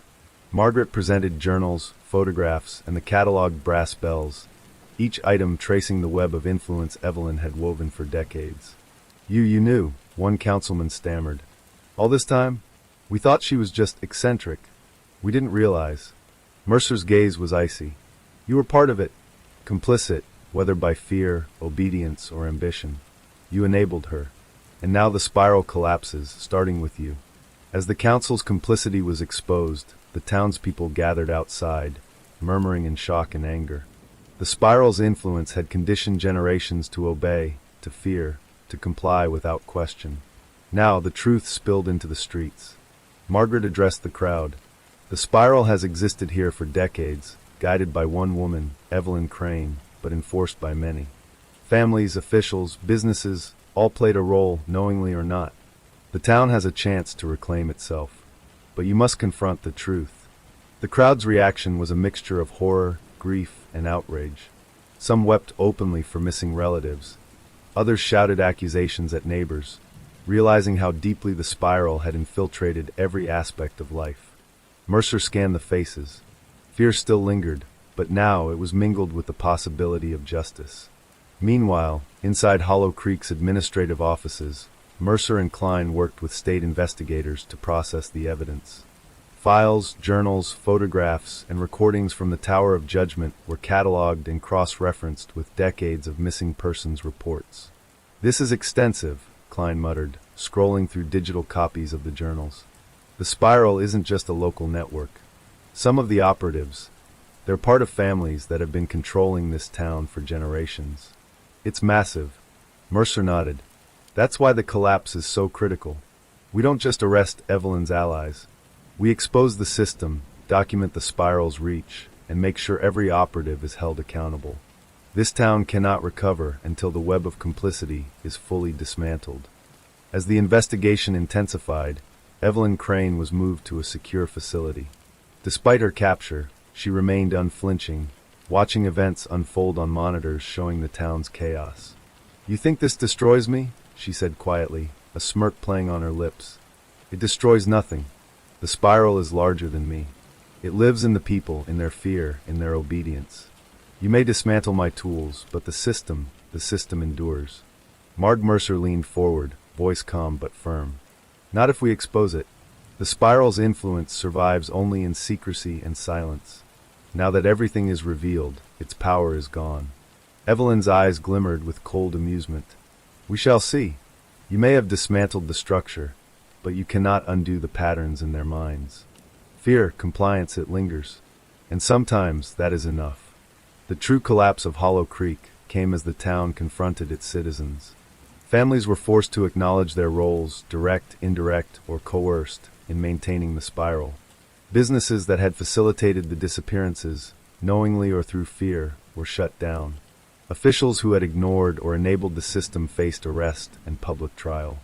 The town's history was rewritten in newspapers, broadcasts, and court records, documenting the spiral's reach and revealing the orchestrator's decades-long manipulation. At the center of this unraveling, Mercer and Crane faced their own reckoning. Years of investigations, near-death encounters in the tower, the forest, and the hidden house had brought them to this point. The collapse was not just structural, it was emotional, psychological, and societal. The town was tearing itself apart to survive.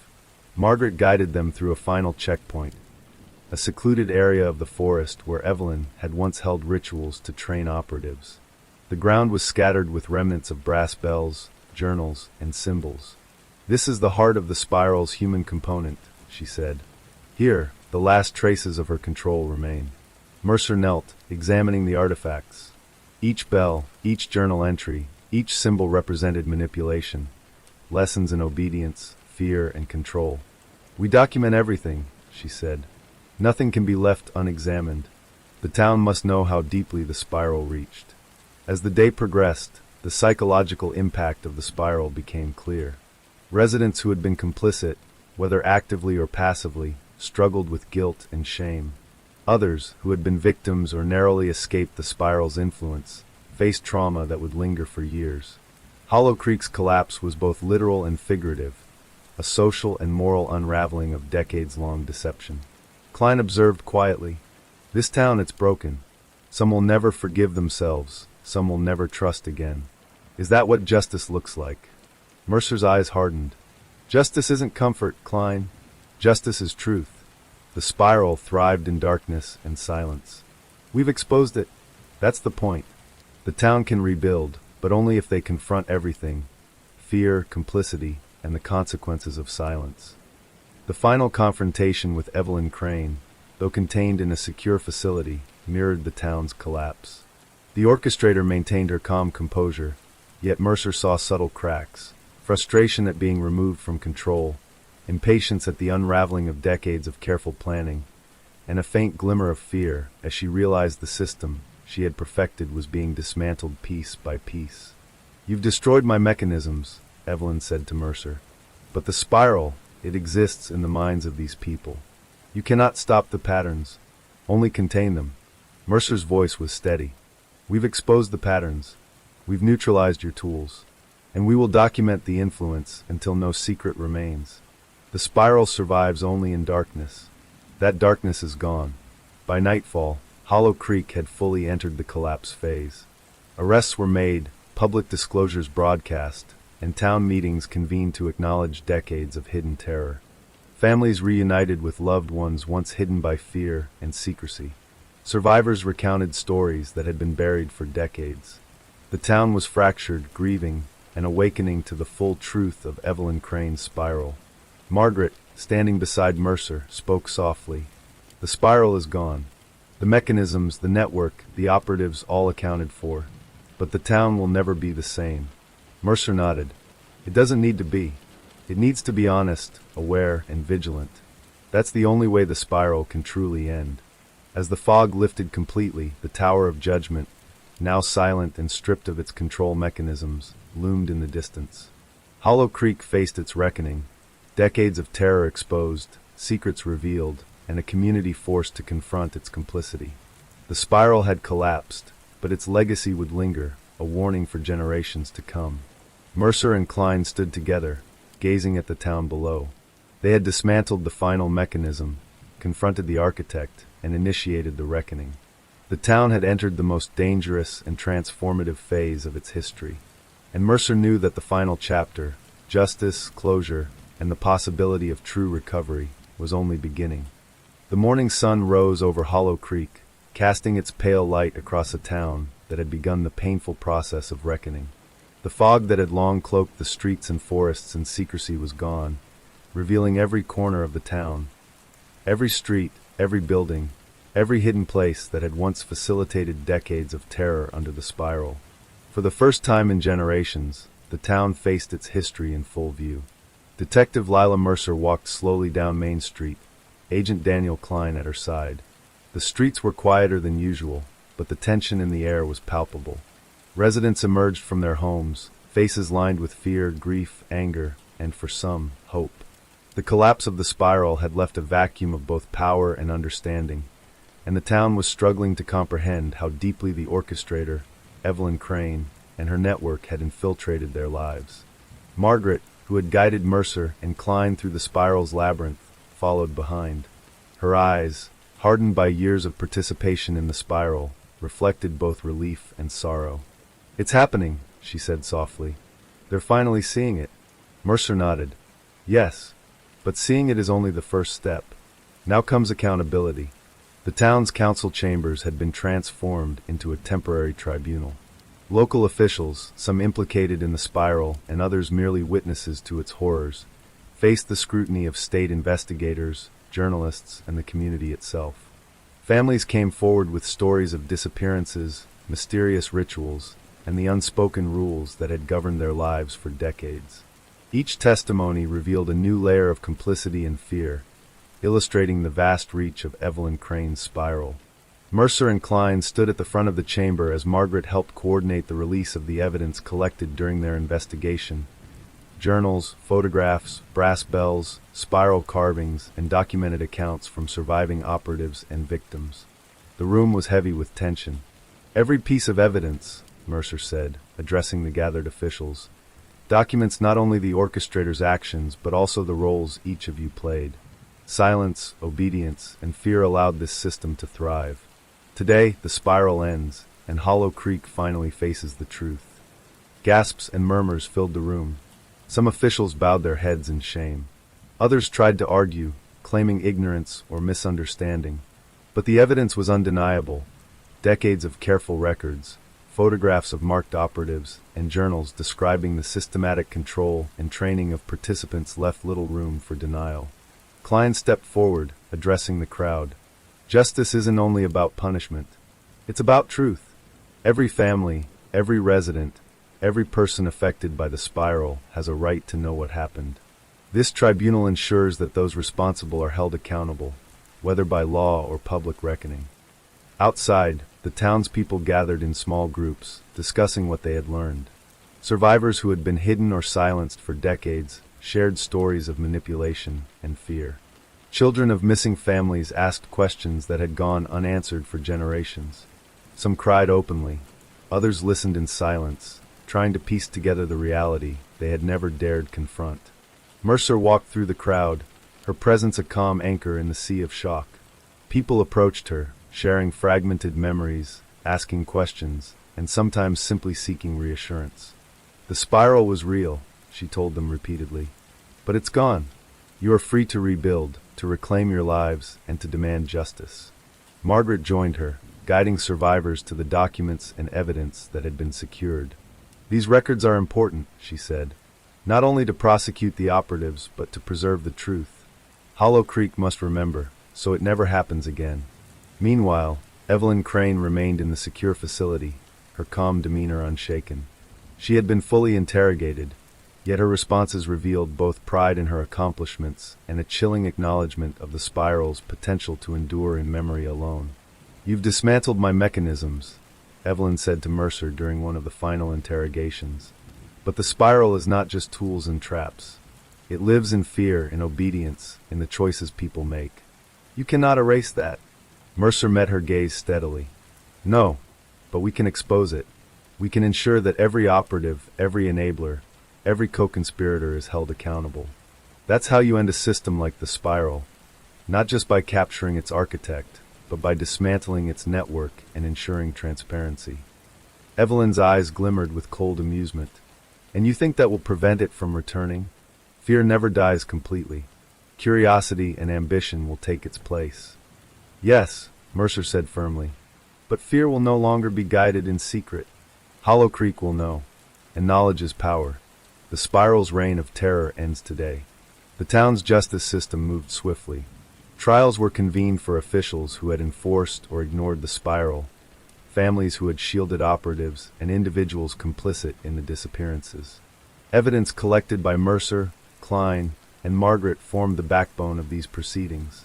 The courts moved to prosecute not just the orchestrator, but the network that had maintained the spiral for decades.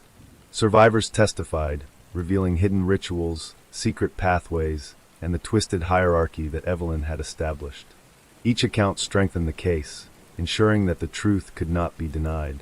The town, once paralyzed by fear, began to confront its complicity and demand accountability. Margaret worked closely with investigators, providing insight into the system she had once served. Her knowledge allowed them to identify remaining operatives and ensure no one could hide in the shadows. "It's painful," she said quietly to Mercer, "but it's necessary. The spiral cannot continue to claim lives or influence minds. Hollow Creek must face the full truth." In the aftermath, Hollow Creek began a slow, painful recovery. Families reunited with missing members or came to terms with long-lost loved ones. Community meetings were held to discuss the spiral, to confront the complicity that had allowed it to thrive, and to plan a future built on transparency and trust. Mercer walked through the town one final time, observing both despair and hope. She saw survivors finding strength in one another, children playing cautiously in the streets, and older residents speaking openly about mistakes and lessons learned. The spiral had left scars, but it had also awakened a determination to rebuild and reform. Klein joined her, observing the streets with a mixture of relief and somber reflection. The spiral's influence was deep. "Do you think the town can really recover?" Mercer nodded. "It will take time. The wounds run deep. But the truth is out. The spiral's mechanisms are gone, its network dismantled, and its orchestrator behind bars. Now it's up to the town to rebuild. That's the only real justice Hollow Creek can have." At the lighthouse, the Tower of Judgment stood silent, stripped of its tools, its spirals neutralized, and its traps dismantled. It had been the center of decades of terror, but now it served as a symbol of accountability, a monument to the town's resilience and the dangers of hidden control. Mercer and Klein climbed to the top one last time, surveying Hollow Creek from above. The town sprawled beneath them, quiet but alive, the fog lifted, sunlight breaking through, and the air filled with the cautious optimism of a community emerging from darkness. "This is the end of the spiral," Mercer said softly, "but not the end of our work. We have to make sure the town remembers, documents, and prosecutes fully. Only then will Hollow Creek truly be free." Klein nodded, his gaze sweeping the town. "And the survivors? They reclaim their lives," Mercer said. "They rebuild, and they ensure the spiral never rises again. Justice isn't just punishment. It's awareness, responsibility, and vigilance." The final moments of the investigation were both emotional and cathartic. Mercer oversaw the cataloging of every artifact, journal, and photograph. Margaret assisted in identifying operatives and revealing hidden participants. The community began attending public forums, hearing the full history of the spiral and its impact. The process was painful, but it was necessary. Hollow Creek had faced its darkest secret and emerged into the light. Evelyn Crane, confined and powerless, could only watch as her life's work crumbled. The spiral's mechanisms were neutralized, the network dismantled, and Hollow Creek, once a town of fear and secrecy, had begun the long, difficult process of justice, accountability, and healing. Mercer finally allowed herself a moment of rest, standing on the edge of the lighthouse cliff as the sun rose fully over the town. Hollow Creek would never be the same. The spiral's legacy would linger in memory, but the town had reclaimed its future. Justice had been served, the orchestrator captured, the network dismantled, and the town at long last could breathe free.